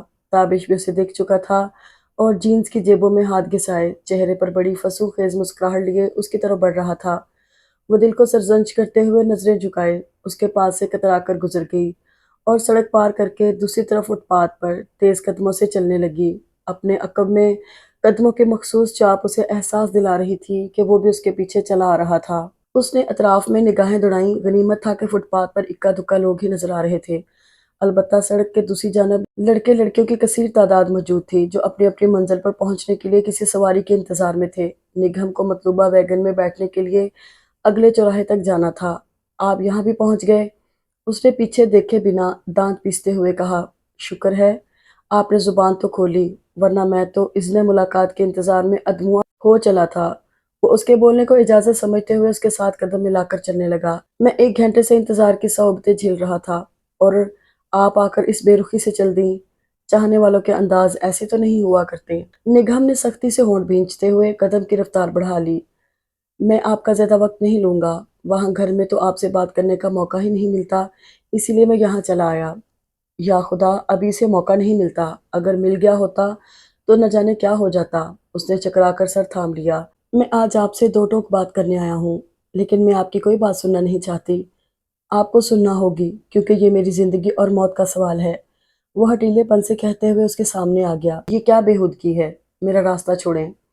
اس نے سٹپٹا کر آس پاس دیکھا۔ کچھ لوگ ان کی طرف متوجہ ہو کر معنی خیز نظروں سے انہیں دیکھنے لگے تھے۔ اس کے لہجے میں پنہاں دھمکی کو محسوس کر کے وہ شدید بے بسی کے احساس میں گھر کر فٹ پاتھ سے نیچے اتر آئی۔ فٹ پاتھ نہر سے خاصا اونچا تھا اور یہاں وہ لوگوں کی خط اٹھاتی نگاہوں سے قدرے محفوظ رہ سکتی تھی۔ اسے شدت سے اپنی بے بسی کا احساس ہو رہا تھا۔ اگر وہ تابش کے کہے پر عمل نہ کرتی تو اس سے کچھ بعید نہیں تھا کہ اپنے نادر خیالات کا اظہار بآواز بلند شروع کر دیتا۔ اب جلدی سے بھونک چکو، اس نے تمام ادب آداب بالائے طاق رکھتے ہوئے پھٹ پڑنے والے انداز میں کہا۔ توبہ توبہ، ایسی زہر افشانی، اور وہ بھی آپ جیسی مہذب اور شائستہ لڑکی کے منہ سے! یقین نہیں آ رہا۔ تابش نے گال پیٹتے ہوئے مصنوعی تعصب کا اظہار کیا۔ یہ بھانڈوں والی حرکتیں کہیں اور جا کے کرنا۔ جو بکنا ہے فوراً بک دو، کیونکہ میں تمہاری شکل بھی نہیں دیکھنا چاہتی۔ ارے ہاں، خوب یاد دلایا۔ وہی بات کہنے کے لیے تو میں نے آپ کو زحمت دی ہے۔ اس کے انداز میں ہنوز اطمینان تھا۔ بات یہ ہے کہ میں 101 طریقوں سے اپنی محبت کا اظہار کر چکا ہوں۔ یکدم ہی اس نے یتیموں والی شکل بنا لی تھی اور آواز سے بھی مسکینیت ٹپکنے لگی تھی۔ میں نے لاکھ جتن کیے کہ آپ کے دل میں جگہ پا سکوں۔ میں نے آپ کو پیار کے نذرانے پھولوں کی صورت میں پیش کیے۔ کم و بیش 15 مقامات پر آپ کے حسن جہاں سوز کو خراج عقیدت پیش کیا۔ اس کے علاوہ بھی بے شمار کاوشیں ہیں جن کا ذکر میں وقت کی کمی کے باعث نہیں کروں گا۔ آپ اس قدر ڈھیٹ حسینہ ہیں کہ آپ نے میری ہر کوشش پر بڑی سرد مہری سے پانی پھیر دیا۔ میں تم پر اور تمہاری محبت پر لعنت بھیجتی ہوں۔ نہ چاہتے ہوئے اس کی آواز اونچی ہو گئی تھی۔ اسے لگ رہا تھا کہ غصے کی شدت سے اس کی دماغ کی رگیں پھٹ جائیں گی۔ آنکھوں کے سامنے سرخی سی چھانے لگی تھی۔ اور اب اگر تم نے میرا تعاقب کیا تو میں شور مچا دوں گی۔ تم اس طرح سے مجھے بلیک میل نہیں کر سکتے۔ وہ کانپتی ہوئی انگلی اٹھا کر اسے وارن کرتی ہوئی فٹ پاتھ کی طرف بڑھنے لگی۔ اسے کچھ تعجب ہوا۔ توقع کے برعکس تابش اس کے پیچھے نہیں لپکا تھا، بلکہ اس نے صرف ایک ہلکی سی سیٹی بجانے پر ہی اکتفا کیا تھا۔ لیکن جلد ہی حیرت کی جگہ خوف نے لے لی جب نیڈو دوڑتا ہوا آ کر یوں اس کے قدموں سے لپٹ گیا جیسے برسوں کی انسیت ہو۔ اس کے حلق سے برآمد ہونے والی چیخ بڑی بے ساختہ تھی اور چلتے قدم رک گئے تھے، کیونکہ نیڈو کی خاموشی کے برعکس اس کے تیور کچھ زیادہ دوستانہ نہیں تھے۔ شاید وہ کہیں قریب ہی موجود تھا، اسی لیے تابش کی ہلکی سی پکار پر دوڑا چلا آیا تھا۔ اس نے پھٹی پھٹی آنکھوں سے تابش کی طرف دیکھا تو وہ سینے پر ہاتھ باندھے بڑے بے نیازانہ انداز میں کھڑا تھا۔ تمام کتوں کی فطرت یہی ہوتی ہے کہ ہر متحرک چیز پر جھپٹ پڑتے ہیں، اور نیڈو کو تو بھاگتی دوڑتی چیزیں کچھ زیادہ ہی اٹریکٹ کرتی ہیں۔ وہ یوں مزے سے بتانے لگا جیسے کتوں پر بننے والی کسی ڈاکومنٹری فلم کا صداکار ہو۔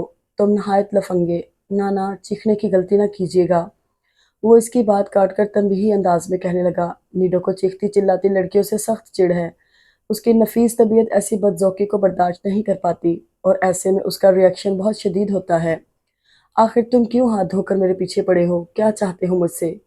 وہ کسی قدر دھیمی پڑ گئی کیونکہ نیڈو کے حلق سے نکلنے والی گھراہٹیں اور دان میں کوسنے کا دہشت ناک انداز تابش کی بات کی تصدیق کر رہا تھا۔ ہاں، یہ ہوئی نا بات، وہ چہکا۔ بس آپ چند منٹ یہاں گھاس پر اطمینان سے تشریف رکھیں اور میری قسمت کا فیصلہ کرنے کے بعد بے شک ایک لمحہ بھی نہ ٹھہریے گا۔ نگہم ڈھیلے قدموں سے چلتے ہوئے اس کے قریب آ کر دھم سے گھاس پر بیٹھ گئی۔ نیڈو نے کسی باڈی گارڈ کی طرح اس کا ساتھ دیا تھا اور اب اس طرح چوکنے انداز میں اس کے سر پر سوار کھڑا تھا جیسے اس کی جنبش کرتے ہی اس پر حملہ کر دے گا۔ ہاں، تم اس نگہم میں کہہ رہا تھا کہ آپ نے میری محبت کا جواب کبھی محبت سے نہیں دیا۔ آپ کے گریز کی وجہ جو بھی ہو، لیکن میرے دل کی کیفیت یہ ہے کہ ایک دن آپ کو نہ دیکھوں تو بے چین ہو جاتا ہوں۔ اپنے ارد گرد چکراتا ہوا تابش اسے کسی تھرڈ کلاس رومانوی فلم کا ہیرو لگ رہا تھا، لیکن بہرحال اس کی توجہ تابش کی نسبت نیڈو کی طرف زیادہ تھی۔ اور آپ ہمارے گھر میں آتی بھی ہیں تو صرف 1 گھنٹے کے لیے اور 40-50 منٹ بیٹھ کر رخصت ہو جاتی ہیں۔ حالانکہ فیس ہم آپ کو پورے گھنٹے کی دیتے ہیں، لیکن گھبرائیے مت، میں آپ سے پیشہ ورانہ بے ایمانی کا حساب لینے نہیں آیا۔ میں تو اپنی تشنگی کا تذکرہ کر رہا ہوں۔ ہر عاشق کو سنگ دل محبوب کے پتھر دل کو پگھلانے کے واسطے اپنی محبت کا امتحان دینا پڑتا ہے۔ میں نہیں جانتا کہ آپ کے نزدیک جذبوں کی شدت کو پرکھنے کی کسوٹی کیا ہے، لیکن میں نے یک طرفہ طور پر فیصلہ کیا ہے کہ اپنی جان دے کر اس محبت کو امر کر جاؤں جو میرے دل کا ناسور بن گئی ہے۔ اس کی آواز میں جذبات کی آمیزش ضرورت سے کچھ زیادہ تھی۔ یہ تو میرے لیے بڑی خوش نصیبی کی بات ہوگی کہ میں اس دنیا کو آپ کے ذلیل وجود سے نجات دلانے کا ذریعہ بن جاؤں۔ نگہم نے کنکھیوں سے نیڈو کو دیکھتے ہوئے محتاط لہجے میں کہا، اگر آپ کی یہی مرضی ہے تو سر آنکھوں پر، میں اس نہر میں کود کر اپنی جان دے دوں گا، تب تو آپ کو میری سچائی کا یقین آ جائے گا۔ وہ ٹہلتے ٹہلتے رک گیا تھا۔ جی جی مزید شوق، اس نیک کام میں ایک لمحے کی تاخیر بھی میرے لیے باعث اضطراب ہے۔ نگہم کا انداز جوش دلانے والا تھا۔ ویسے میرے خیال میں اس نہر کی گہرائی آپ کو غرق کرنے کے لیے ناکافی ثابت ہوگی۔ اگر آپ کسی دریا بلکہ سمندر کا انتخاب کرتے تو زیادہ مناسب تھا۔ شاید آپ جانتی نہیں کہ مجھے سوئمنگ نہیں آتی اور مجھے ڈبونے کے لیے چلو بھر پانی بھی کافی ہوگا۔ وہ یوں پر توڑنے لگا جیسے واقعی چھلانگ لگا دینا چاہتا ہو۔ نگہم نے قدر بے یقینی سے اس کی طرف دیکھا۔ لیکن مجھے 1 منٹ کی مہلت دیجیے، میں ابھی حاضر ہوتا ہوں۔ وہ اچانک رک کر کنارے سے واپس پلٹ آیا۔ آپ کو انتظار کی زحمت تو اٹھانا ہوگی، لیکن نیڈو آپ کو اچھی کمپنی دے گا۔ وہ یوں ادھر ادھر دیکھ رہا تھا جیسے کوئی چیز تلاش کر رہا ہو۔ نگہم چٹکتے ہوئے اعصاب کو سنبھالے سخت اضطراب میں پہلو پر پہلو بدل رہی تھی۔ تم رک کیوں گئے؟ لگاؤ چھلانگ اور قصہ پاک کرو۔ اگر تمہیں چند ایک ڈبکیاں بھی آ گئیں تو مجھے بڑی مسرت ہوگی۔ وہ چیلنج کرنے والے انداز میں بول پڑی۔ جی میں ابھی حاضر ہوتا ہوں۔ وہ جھک کر گھاس پر گری ہوئی ایک لمبی سی ٹہنی اٹھا کر واپس مڑا اور کنارے پر ٹھہر کر ٹہنی کو پانی میں ڈال کر بڑے انہماک سے یوں ہاتھ کو حرکت دینے لگا جیسے پانی کی گہرائی کا تعین کرنا چاہتا ہو۔ نگہم اس کی اوٹ پٹانگ حرکتوں سے کوئی نتیجہ اخذ کرنے سے قاصر تھی۔ اگر تمہیں مسخرہ بننے کا اتنا ہی شوق ہے تو کسی سرکس میں جاب کیوں نہیں کر لیتے؟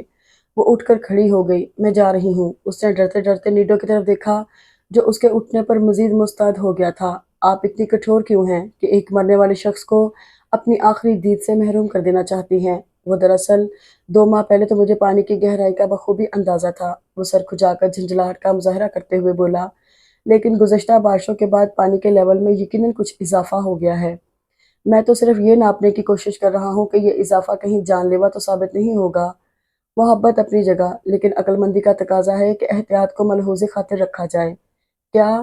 اس کی بات سن کر نگہم کا دماغ بھگ سے اڑ گیا۔ بھاڑ میں گئے تم اور جہنم میں گئی تمہاری محبت۔ وہ اپنی آکورڈ پوزیشن کی پرواہ کیے بغیر حلق کے بل چیخی تھی اور اس رفتار سے وہاں سے بھاگ پڑی کہ اگر نیڈو اس کے تعاقب میں آتا بھی تو اس کی برق رفتاری کے سامنے ٹھہر نہ سکتا۔ لیکن اس نے ایسی کوئی کوشش نہیں کی تھی۔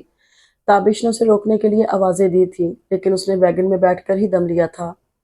رسٹ واچ پر نظر ڈالتے ہی اسے احساس ہوا کہ خاصی دیر ہو چکی تھی اور اگر وہ پہلے گھر جاتی تو الغایا کو پڑھانے کے لیے وقت پر نہیں پہنچ سکتی تھی۔ اگلے سٹاپ پر اتر کر اس نے ایک پی سی او سے گھر کے پڑوس میں اطلاع دے دی کہ وہ ٹیوشن پڑھا کر ہی گھر آئے گی۔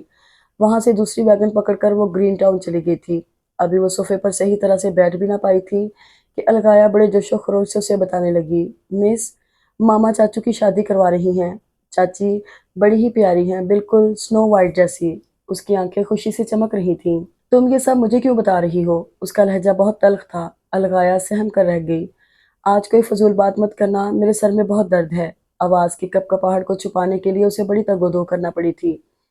آنکھوں میں تیرتی نمی چھلک کر اس کا بھید کھولنے کو بے چین تھی۔ الغایا اس کے گھرکنے پر کچھ دیر تو خاموشی سے بیٹھی ہوم ورک کرتی رہی، لیکن پھر اس کا فطری اضطراب اوت کر آیا۔ مس، یہ طلسم کدو کیا ہوتا ہے؟ کیا اسے بھی حلوہ کدو کی طرح پکا کر کھاتے ہیں؟ میں نے کل ایک کہانی پڑھی تھی، اس میں جادوگر کے پاس بہت بڑا طلسم کدو تھا اور شہزادی اس میں قید تھی۔ طلسم کدو نہیں، طلسم کدا ہوتا ہے، اسٹوپڈ۔ اور ایسی واہیات سٹوریز کیوں پڑھتی ہو تم؟ نو مس، وہ تو بڑے مزے کی سٹوری ہے، میں ابھی آپ کو لا کر سناتی ہوں۔ وہ اٹھ کر جانے لگی۔ خبردار، اگر تم کہیں گئی تو میں بہت بری طرح پیش آؤں گی۔ اس نے آئرن رولر ہاتھ میں لے کر الغایا کو دھمکایا۔ لاڈ پیار نے تمہیں بگاڑ کر رکھ دیا ہے، پڑھائی سے جان چھڑانے کے بہانے ڈھونڈتی رہتی ہو۔ تہ سے اس کا وجود سلگنے لگا تھا۔ مس، اس میں پرستان کا شہزادہ بھی ہے، میں ابھی لے کر آ جاؤں گی۔ وہ بدستور مچل رہی تھی۔ غصے سے نگہم کی آنکھوں کے سامنے پردہ سا تن گیا۔ اس نے الغایا کو بازو سے گھسیٹ کر اپنے قریب کیا اور آئرن رولر پوری قوت سے اس کے سر میں مار دیا۔ نان سینس، بدتمیزی کرتی ہو؟ اس کا ہاتھ رکا نہیں تھا، وہ غصے سے پاگل ہو رہی تھی۔ خبردار، اگر تم نے ذرا سی بھی آواز نکالی تو میں روزانہ تمہاری پٹائی کروں گی اور تمہیں لکھنے کے لیے اتنا کام دوں گی کہ لکھتے لکھتے تمہاری انگلیاں ٹیڑھی ہو جائیں گی۔ اپنے دہشت گردوں والے لب و لہجے پر وہ خود بھی حیران ہو رہی تھی۔ الغایا کے حلق سے ایک سسکی بھی نہیں نکلی۔ وہ بس پھٹی پھٹی آنکھوں سے اس کی طرف دیکھے جا رہی تھی۔ اس کی خطرناک حد تک سفید پڑتی رنگت کو دیکھ کر انجانے سے خوف نے نگہم کے دل کو مٹھی میں لے لیا۔ اس نے اپنا پرس اٹھایا اور خاموشی سے دروازے کی طرف بڑھ گئی۔ دروازے کے قریب رک کر اس نے ایک نظر مڑ کے دیکھا تو الغایا ابھی تک ایک سکتے کسی کیفیت میں تھی۔ وہ جلدی سے دروازہ کھول کر باہر آ گئی۔ باہر نکلتے ہوئے وہ تابش سے ٹکراتے ٹکراتے بچی تھی، جو نہ جانے کتنی دیر سے دروازے کے ساتھ لگا کھڑا تھا۔ دل زور زور سے دھڑک رہا تھا۔ گیٹ تک کا راستہ اس نے بڑی بوکھلاہٹ میں طے کیا تھا۔ محبت کا خمیر درد کی زمین سے اٹھا ہے۔ یہ دکھ کی بیل ہے جو رگے جان سے لپٹ کر روح کی کوکھ میں سناٹے اتار دیتی ہے۔ سانسوں میں ریت اڑانے والی اور دھڑکن کی تال میں دکھ کا راگ بسانے والی محبت ہی تو ہے۔ وہ نہ جانے کتنی دیر سے آئینے پر نظریں جمائے کھڑی تھی۔ تھکن عکس بن کر اس کے چہرے پر ٹھہر گئی تھی۔ اسے اپنا چہرہ خود اجنبی سا لگ رہا تھا۔ جب دل کے آنگن میں بانجھ محبت کا دکھ اتر آئے تو شاید چہرے پر ایسے ہی زردیاں کھنڈ جاتی ہیں۔ اس نے رخساروں کو چھوتے ہوئے نل کھولا اور یوں ہی بے مقصد چہرے پر پانی کے چپکے مارنے لگی۔ پانی تو سرد تھا لیکن جلتی آنکھوں کو چھو کر جھلسنے لگا تھا۔ آنسو پانی کے ساتھ مل بھی جائیں تو بھی اپنی شناخت نہیں کھوتے، کیونکہ آنسو کے کالم میں درد کا شرر چھپا ہوتا ہے۔ وہ آخری بار الغیا کے گھر آئی تھی۔ گھر سے سوچ کر نکلی تھی کہ فاقیہ آپی سے فیصلہ کن بات کرے گی اور پھر کبھی وہاں نہیں جائے گی۔ گیٹ کے سامنے پہنچ کر اس کے ذہن میں گزشتہ روز کا واقعہ لہرایا تو ایک لمحے کے لیے دھڑکنیں منتشر ہو گئیں۔ کل غصے میں وہ بالکل ہی خود پر قابو کھو بیٹھی تھی۔ الغیا کی اڑی ہوئی رنگت اور متوش آنکھیں دیکھ کر اسے اپنی غلطی کا شدت سے احساس ہوا تھا، اور پھر تابش نے جس خاموشی سے اسے جانے دیا تھا اس نے اس کی گھبراہٹ میں مزید اضافہ کر دیا تھا۔ وہ سر جھٹک کر سوچوں سے دامن چھڑاتے ہوئے آگے بڑھ گئی۔ تابش کو پورٹیکو کے پلر کے ساتھ ٹیک لگائے کھڑا دیکھ کر دل سے ایک ہوک اٹھی تھی۔ شاید یہ آخری ملاقات ہے۔ اس کے بعد سب کچھ ختم ہو جائے گا۔ آج کے بعد میں اسے کبھی نہ دیکھ پاؤں گی۔ اس کے روم روم سے ٹیس سے اٹھ رہی تھی۔ اب تم کس لیے آئی ہو؟ اسے تابش کا لہجہ بہت بدلا بدلا سا لگا۔ اس نے کچھ نہ سمجھنے والے انداز میں نظریں اٹھا کر اسے دیکھا۔ تمہیں حیرت کس بات پر ہے؟ اپنی صفاقی پر یا ہمارے تحمل پر؟ وہ اب بھی کچھ سمجھ نہیں پائی تھی۔ لیکن میں شاید کچھ زیادہ تحمل کا مظاہرہ نہ کر پاؤں۔ اگر الغیا مر گئی تو تمہیں بھی قبر میں اترنا ہوگا۔ اس کے سرد لہجے نے نگہم کی ریڑھ کی ہڈی میں سنسناہٹ دوڑا دی۔ کیا مطلب؟ کیا ہوا الغیا کو؟ اندیشوں کے ناگوں کی پھنکاریں روح کو سہمانے لگی تھیں۔ الغیا کا زرد پڑتا چہرہ آنکھوں کے سامنے رقصاں تھا۔ تم بولتے کیوں نہیں؟ کیا ہوا الغیا کو؟ وہ کچھ دیر اس کے چہرے پر نظریں گاڑے کھڑا رہا۔ اس کی خاموشی سے نگہم کے دل کی دھڑکنیں مدھم پڑنے لگی تھیں۔ وہ ہاسپٹل میں زندگی کی آخری سانسیں لے رہی ہے۔ مار ڈالا ہے تم نے اس کو۔ وہ اتنی زور سے چیخا کہ نگہم سراسیمگی سے ایک دم پیچھے ہٹ گئی۔ اسے اپنی رگوں میں خون جمتا ہوا محسوس ہو رہا تھا۔ کیا؟ اس کے حلق سے خرخراہٹ برآمد ہوئی۔ جس بچی نے کبھی ڈانٹ نہیں سنی تم نے اس پر اتنا بےہمانہ تشدد کیا۔ وہ موت کی وادی کے کنارے پر پہنچ گئی، اور اگر تم یہ سمجھ رہی ہو کہ اس معصوم کی جان لینے کے بعد تم زندہ رہ سکو گی تو یہ تمہاری بھول ہے۔ یہ سب جھوٹ ہے۔ میں خود اندر جا کر دیکھوں گی۔ تم یقیناً مذاق کر رہے ہو۔ اسے خود اپنی آواز بہت کھوکھلی لگی تھی۔ ہاں جاؤ، ضرور دیکھو۔ جس گھر کو تم نے قبرستان بنا دیا ہے وہاں اپنی فتح کا جشن مناؤ۔ نگہم نے دیوار کا سہارا لے لیا کیونکہ بے جان ٹانگیں جسم کا بوجھ سہارنے کے قابل نہیں رہی تھی۔ عامر نے مجھے بتایا تھا کہ تم اسے اور زینی کو بھی وحشیوں کی طرح پیٹتی ہو۔ کاش میں اس وقت ہی سمجھ جاتا کہ تمہارے ذہن میں کوئی گتھی ہے، کوئی ایسی نفسیاتی الجھن ہے جو بعض اوقات تمہیں انسانیت کی قدریں بھلا دیتی ہے اور تمہیں تشدد پر اکساتی ہے۔ تم اپنے اندر کی تلخیوں کا حساب ان سے لیتی ہو جو کمزور ہیں، جو پلٹ کر تمہارا ہاتھ نہیں روک سکتے۔ بچے تو فرشتے ہوتے ہیں، صرف پیار کیے جانے کے لیے، اور تم ایسی شکی القلب ہو۔ اوہ میرے خدا، میں تصور بھی نہیں کر سکتا تھا۔ تمہاری ظاہری تب و تاب نے تمہاری ہر خامی کو میری نظروں سے اوجھل کر دیا تھا۔ کاش تمہارا یہ روپ میں پہلے دیکھ لیتا تو آج الغیا یوں بستر مرگ پر موت کے منتظر نہ ہوتی۔ الفاظ نشتروں کی صورت ایک ایک رگ میں پیوست ہو رہے تھے۔ اس کی یہ کون سی صورت اسے دکھائی جا رہی تھی کہ اسے خود سے گھن آنے لگی تھی۔ وہ اب کبھی اس دنیا کو نہیں دیکھنا چاہتی تھی۔ اس نے سختی سے آنکھیں میچ لیں۔ تم مجھے ہاسپٹل لے چلو، میں اسے دیکھنا چاہتی ہوں۔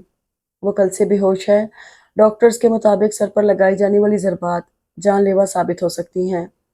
وہ صرف چند لمحوں کے لیے ہوش میں آئی تھی، اور جیسے ہی تمہارا نام لیا گیا وہ چیخنے لگی۔ خوف سے اس پر تھر تھری طاری ہو گئی۔ ویسے بھی اگر تم وہاں چلی گئی تو بھیا اور بھابھی تمہارا گلا گھونٹ دیں گے۔ وہ تو تمہارے خلاف FIR درج کروا دینا چاہتے تھے، لیکن میں نے انہیں ایسا کرنے سے روک دیا۔ کیا کروں؟ مجبور ہونا۔ مجھے تم سے محبت جو ہے۔ وہ اس کی جانب بے یقینی سے دیکھنے لگی۔ وہ رخ پھیرے کھڑا تھا۔ تابش مجھے بچا لو، میرا سانس بند ہو رہا ہے۔ وہ بلکتے ہوئے زمین پر بیٹھ گئی۔ میں نے کچھ نہیں کیا، میں نے اسے مارنا نہیں چاہا تھا، میں تو… سسکتے ہوئے لفظ لرزتے لبوں پر دم توڑ رہے تھے۔ حلق میں آنسوؤں کے پھندے کے باعث اس سے بات مکمل نہ ہو سکی۔ اگر تم مجھ سے کسی ہمدردی کی توقع کر رہی ہو تو میں تمہیں کسی خوش فہمی میں نہیں رکھنا چاہتا۔ اگر وہ زندگی کی بازی ہار گئی تو میں اپنی محبت کے باوجود تمہیں پھانسی کے پھندے پر جھولتا دیکھنا چاہوں گا۔ اس کا لہجہ اتنا برفیلا تھا کہ نگہم کو جھرجھری آ گئی۔ یہ سب تمہاری وجہ سے ہوا ہے۔ وہ چہرے پر ہاتھ رکھے ہچکیوں کے درمیان بولی تھی، میری وجہ سے؟ ہاں تمہاری وجہ سے۔ اگر تم مجھے اتنی ذہنی اذیت نہ دیتے تو میں اس پر ہاتھ نہ اٹھاتی۔ تمہاری بے حسی نے مجھے مجبور کر دیا تھا۔ اگر تم مجھ سے محبت کے دو بھیگے بول کہہ دیتے تو میری جلتی روح یوں چنگاریاں نہ اڑاتی۔ وہ پھولی سانسوں کے درمیان بمشکل بول رہی تھی، تمہارے دیے ہوئے نارسائی کے زخم ہی میرے بدن پر آبلے بن کر پھوٹے ہیں، لیکن میں تم سے رحم کی بھیک نہیں مانگوں گی۔ جو انسان محبت نہ کر سکتا ہو وہ کسی پر مہربانی کیا کرے گا؟ تم میرے خلاف ایف آئی آر کٹوا کر مجھے جیل کی سلاخوں کے پیچھے دھکیل دو۔ وہ محبت جو میں نے تم سے کی ہے اس کی سزا تو ملنی ہی چاہیے مجھے۔ اس کا گلا سوکھنے لگا تھا اور آواز پھٹ سی گئی تھی۔ اس نے برستی آنکھوں پر ہاتھ رکھ کر چہرہ گھٹنوں پر جھکا لیا۔ ایف آئی آر تو ضرور کٹے گی اور جیل میں بھی بھجوایا جائے گا، بس ذرا تازہ ترین اطلاع کا انتظار ہے۔ جیسے ہی بچے نے آخری سانس لی، یہ سب کام کر لیے جائیں گے۔ اس کے بدلے ہوئے لہجے نے نگہم کو چونکا دیا۔ اس نے آنسوؤں سے بھیگا چہرہ اٹھا کر بے یقینی سے اس کی طرف دیکھا۔ وہ بدستور رخ موڑے ہوئے تھا۔ تم جھوٹ بول رہے ہو، یہ سب بکواس ہے۔ اگر الغایا اتنی بیمار ہوتی تو تم گھر پر کیوں موجود ہوتے؟ تم بھی سب کے ساتھ ہاسپٹل میں ہوتے۔ اس کے حواس شاید اب کچھ کام کرنے لگے تھے، ورنہ اب تک یہ بات اس کے ذہن میں نہیں آئی تھی۔ میں تو اس لیے یہاں موجود ہوں تاکہ تمہیں فرار ہونے سے روک سکوں۔ اگر مجرم ہی غائب ہو جائے تو قانونی کارروائی کا کیا فائدہ؟ ابھی وہ بول ہی رہا تھا کہ الغایا ڈرائنگ روم کا دروازہ دھکیلتی ہوئی باہر آ گئی۔ اسے دیکھ کر نگہم ایک جھٹکے سے اٹھ کر کھڑی ہو گئی تھی۔ تم یہاں کیوں آئی ہو؟ تمہاری حالت بہت نازک ہے، چلنا پھرنا خطرے سے خالی نہیں۔ چلو جا کر بستر پر لیٹ جاؤ۔ تابش بوکھلا کر جلدی جلدی اسے واپس بھیجنے کی کوشش کرنے لگا۔ میں تو بتانے آئی ہوں کہ یہ چاچی بہت گندی ہیں۔ وہ ناک سکوڑ کر بت کی طرح استادہ نگہم کی طرف اشارہ کر کے بولی، انہوں نے مجھے بہت مارا ہے، میرے سر میں گول مول لیمن اگ آیا ہے۔ وہ آنکھوں میں آنسو بھر کر اپنا سر ٹٹولنے لگی۔ ہم اچھی والی چاچی لے کر آئیں گے جو نہ مارے اور نہ ڈانٹے۔ تم اندر جاؤ، میں کل تمہیں چاچیوں کی منڈی لے کر جاؤں گا، وہاں سے اپنی پسند کی چاچی لے لینا۔ میں ذرا اس چاچی کو چپ کروا دوں۔ دیکھو میں نے کتنی پٹائی کی ہے، اس کی رو رو کے بیچاری کی شکل ناقابل شناخت ہو گئی ہے۔ تابش نے الغایا کو اندر دھکیل کر دروازہ بند کر دیا اور پلٹ کر تیز قدموں سے چلتا ہوا نگہم کے قریب آ گیا، جو اب تک کسی مجسمے کی طرح ساکت و صامت کھڑی تھی۔ تابش کے پاس آنے پر بھی اس کی پلکوں میں جنبش نہ ہوئی تھی۔ اس سے پہلے کہ تم فرار ہو جاؤ، میں تمہیں ہتھکڑیاں پہنا دینا چاہتا ہوں۔ اس کے چہرے پر مسکراہٹ اور آنکھوں میں شرارت رقصاں تھی۔ اس نے جلدی سے ٹیبل سے پھولوں کے گجرے اٹھائے اور نگہم کی کلائیوں پہ پہنا دیے۔ اس کے وجود میں اب بھی کوئی حرکت نہیں ہوئی تھی اور آنکھیں جیسے کسی غیر مرئی نقطے پر جمی ہوئی تھیں۔ بھیا اور بھابھی تمہارے گھر تمہاری شکایت درج کروانے گئے ہیں، ہو سکتا ہے اب تک تمہیں سزا بھی سنائی جا چکی ہو۔ وہ اتنے قریب آ کر سرگوشی میں بولا تھا کہ نگہم نے اس کے سلگتے سانسوں کی حدت اپنے چہرے پر محسوس کی۔ تمہیں جس جیل میں رکھا جائے گا اس کا جیلر بڑا رومان پسند ہے، اس سے بچ کر رہنا۔ تابش نے اس کا یک ہاتھ تھام کر اپنے جھلستے ہونٹوں کا لمس دینا چاہا تھا کہ اس نے جھجک کر اپنا ہاتھ چھڑا لیا اور کلائیوں میں سے گجروں کو نوچ کر پھینک دیا۔ اس کے یوں بھڑکنے پر تابش کے چہرے پر ایک رنگ آ کر گزر گیا۔ کیا ہوا؟ کیا ہتھکڑیوں کا بوجھ بہت زیادہ تھا؟ اس نے اپنی ناگواری کو چھپاتے ہوئے گفتگی کا مظاہرہ کیا۔ مجھ جیسی قابل نفرت لڑکی کے ساتھ کوئی رشتہ جوڑ کر تم اپنی زندگی کیوں برباد کرنا چاہتے ہو؟ میں تو نفسیاتی مریضہ ہوں، میری شخصیت میں نفسیاتی کجیاں ہیں، مجھے تو پاگل خانے یا کسی سائیکیٹرسٹ کلینک پر ہونا چاہیے۔ تم جیسے نارمل اور صحت مند رویوں کے مالک انسانوں کو مجھ سے دور ہی رہنا چاہیے۔ وہ چہرے پر تنفر لیے بڑی درستگی سے کہہ رہی تھی، وہ تو محض ایک مذاق تھا۔ میں تو تمہیں یہ سمجھانے کی کوشش کر رہا تھا کہ غصے میں آپے سے باہر ہو جانا بعض اوقات سنگین واقعات کو جنم دیتا ہے اور تم اپنی شخصیت کی اس کمزوری پر قابو پانے کی کوشش کرو۔ اس آکورڈ سچویشن نے تابش پر گھبراہٹ طاری کر دی تھی۔ اب ہمارا والا معاملہ ہی لے لو، میں کل سے الغایا کو بہلا رہا ہوں کہ کہیں وہ اس واقعے کا ذکر بھابھی سے نہ کر دے۔ اکلوتی ہونے کی وجہ سے وہ بھیا اور بھابھی کی اس قدر لاڈلی ہے کہ اس سے کبھی اونچی آواز میں بات بھی نہیں کی جاتی۔ اگر وہ بھابھی سے کہہ دیتی کہ تم نے اسے مارا ہے تو انہیں بہت برا لگتا اور پھر شاید ہماری شادی کا مسئلہ بھی کھٹائی میں پڑ جاتا۔ تم نہیں جانتی، ان کے لیے الغایا ہر چیز سے زیادہ اہم ہے۔ وہ دھیمے لہجے میں بات کرتے ہوئے بگڑی ہوئی صورتحال کو سنبھالنے کی کوشش کر رہا تھا، لیکن نگہم کے تاثرات میں کوئی تبدیلی نہیں ہوئی تھی۔ اس کی آنکھوں میں بدستور نفرت کی آگ ہلکورے لے رہی تھی۔ تمہیں تو نفسیاتی معالج ہونا چاہیے، کس شاندار طریقے سے تم روحانی بیماریوں کا علاج کرتے ہو، لیکن شاید خود تمہیں بھی علاج کی ضرورت ہے۔ میری بیمار روح کے سڑے ہوئے زخم تو تم نے دیکھ لیے، لیکن اپنی ذات پر دمکتے ہوئے بے حسی کے داغ یقیناً تمہاری نگاہوں میں کھٹکتے نہیں ہوں گے۔ تم نے مجھے اس طرح ذہنی ٹارچر کیا کہ میرے اعصاب جواب دے گئے۔ میں مانتی ہوں میں تلخ تھی، لیکن میری ذات میں کڑواہٹ کا زہر تم نے گھولا ہے۔ تم مجھے ایک بے جان چیز کی طرح ٹریٹ کرتے رہے۔ تم نے مجھے مذاق کے نام پر اتنی اذیت دی کہ میری نس نس میں درد سما گیا، اور آج تم نے کیا کیا؟ یہ بھی تمہارے لیے مذاق ہوگا؟ ایک بے ضرر مذاق جس کے نتیجے میں شاید میری سانسیں رک جاتی، لیکن تمہیں کیا؟ تم تو معاشرے کی اصلاح ایک نہایت لطیف اور پر مزاح طریقے سے کر رہے ہو۔ اپنا مشن جاری رکھو، شاید میرے علاوہ اور لوگ بھی تمہاری مسیحائی سے فیض یاب ہو جائیں۔ تابش سر جھکائے خاموشی سے اس کو سن رہا تھا، لیکن جیسے ہی وہ بات ختم کر کے واپس جانے لگی، وہ بھاگ کر اس کے قریب پہنچا اور اس کی کلائی پکڑ کر اس زور سے جھٹکا دیا کہ نگہم نے بڑی مشکل سے خود کو اس پر گرنے سے بچایا۔ تکلیف کے مارے اس کے حلق سے سسکاری نکل گئی۔ چھوڑو مجھے، تمہیں جرت کیسے ہوئی کہ مجھے چھوؤ؟ میرا تم سے کوئی واسطہ نہیں۔ وہ کسمسا کر خود کو اس کی گرفت سے آزاد کرانے کی صحیح کرنے لگی۔ وہ اپنی کلائی چھڑوانے کے لیے اپنے بدن کی پوری قوت صرف کر رہی تھی، لیکن تابش کے مضبوط ہاتھ کی گرفت ذرا سی ڈھیلی بھی نہیں پڑی تھی۔ آرام سے ٹھہر کر میری بات سنو۔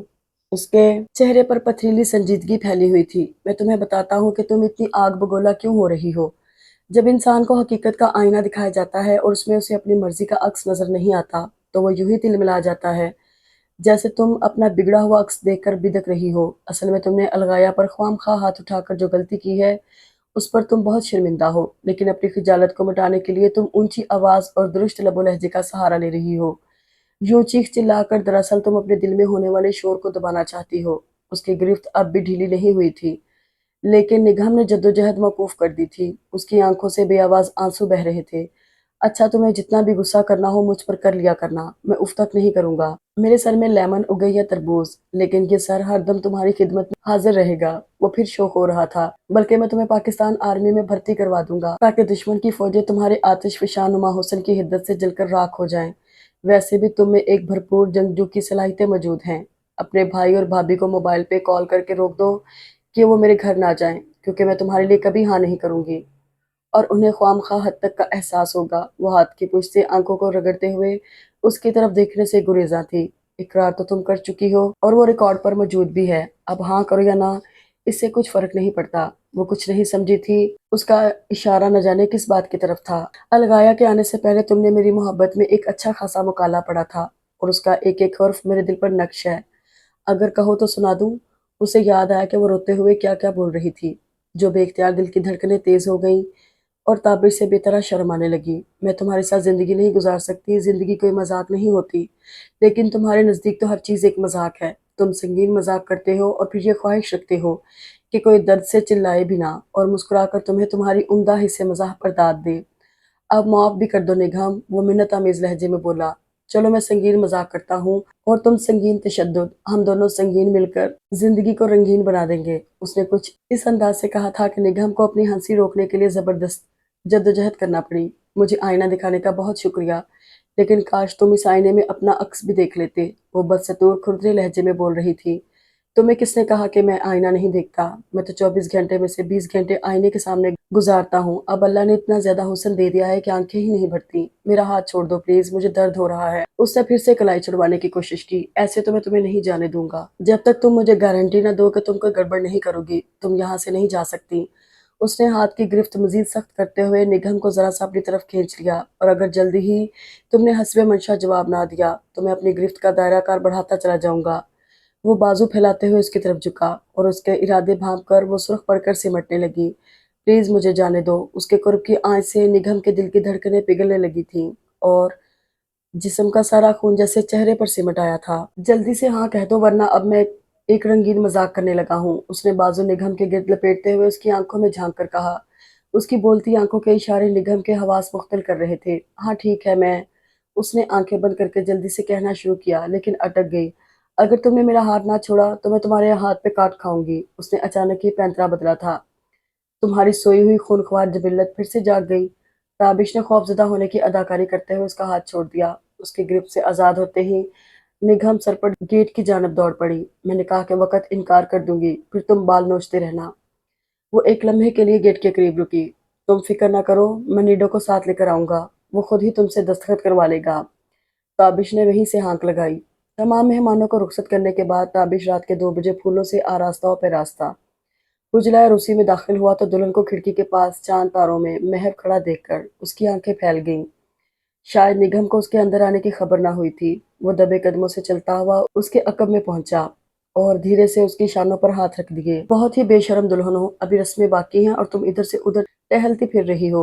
उसने निगम के कान में सरगोशी करते हुए आहिस्तगी से उसे अपनी जानिब मोड़ लिया। निगम उसके इस कदर करीब आने पर उस बुरी तरह सटपटाई थी कि हया से बोझल पलकें भी उठा ना पा रही थी।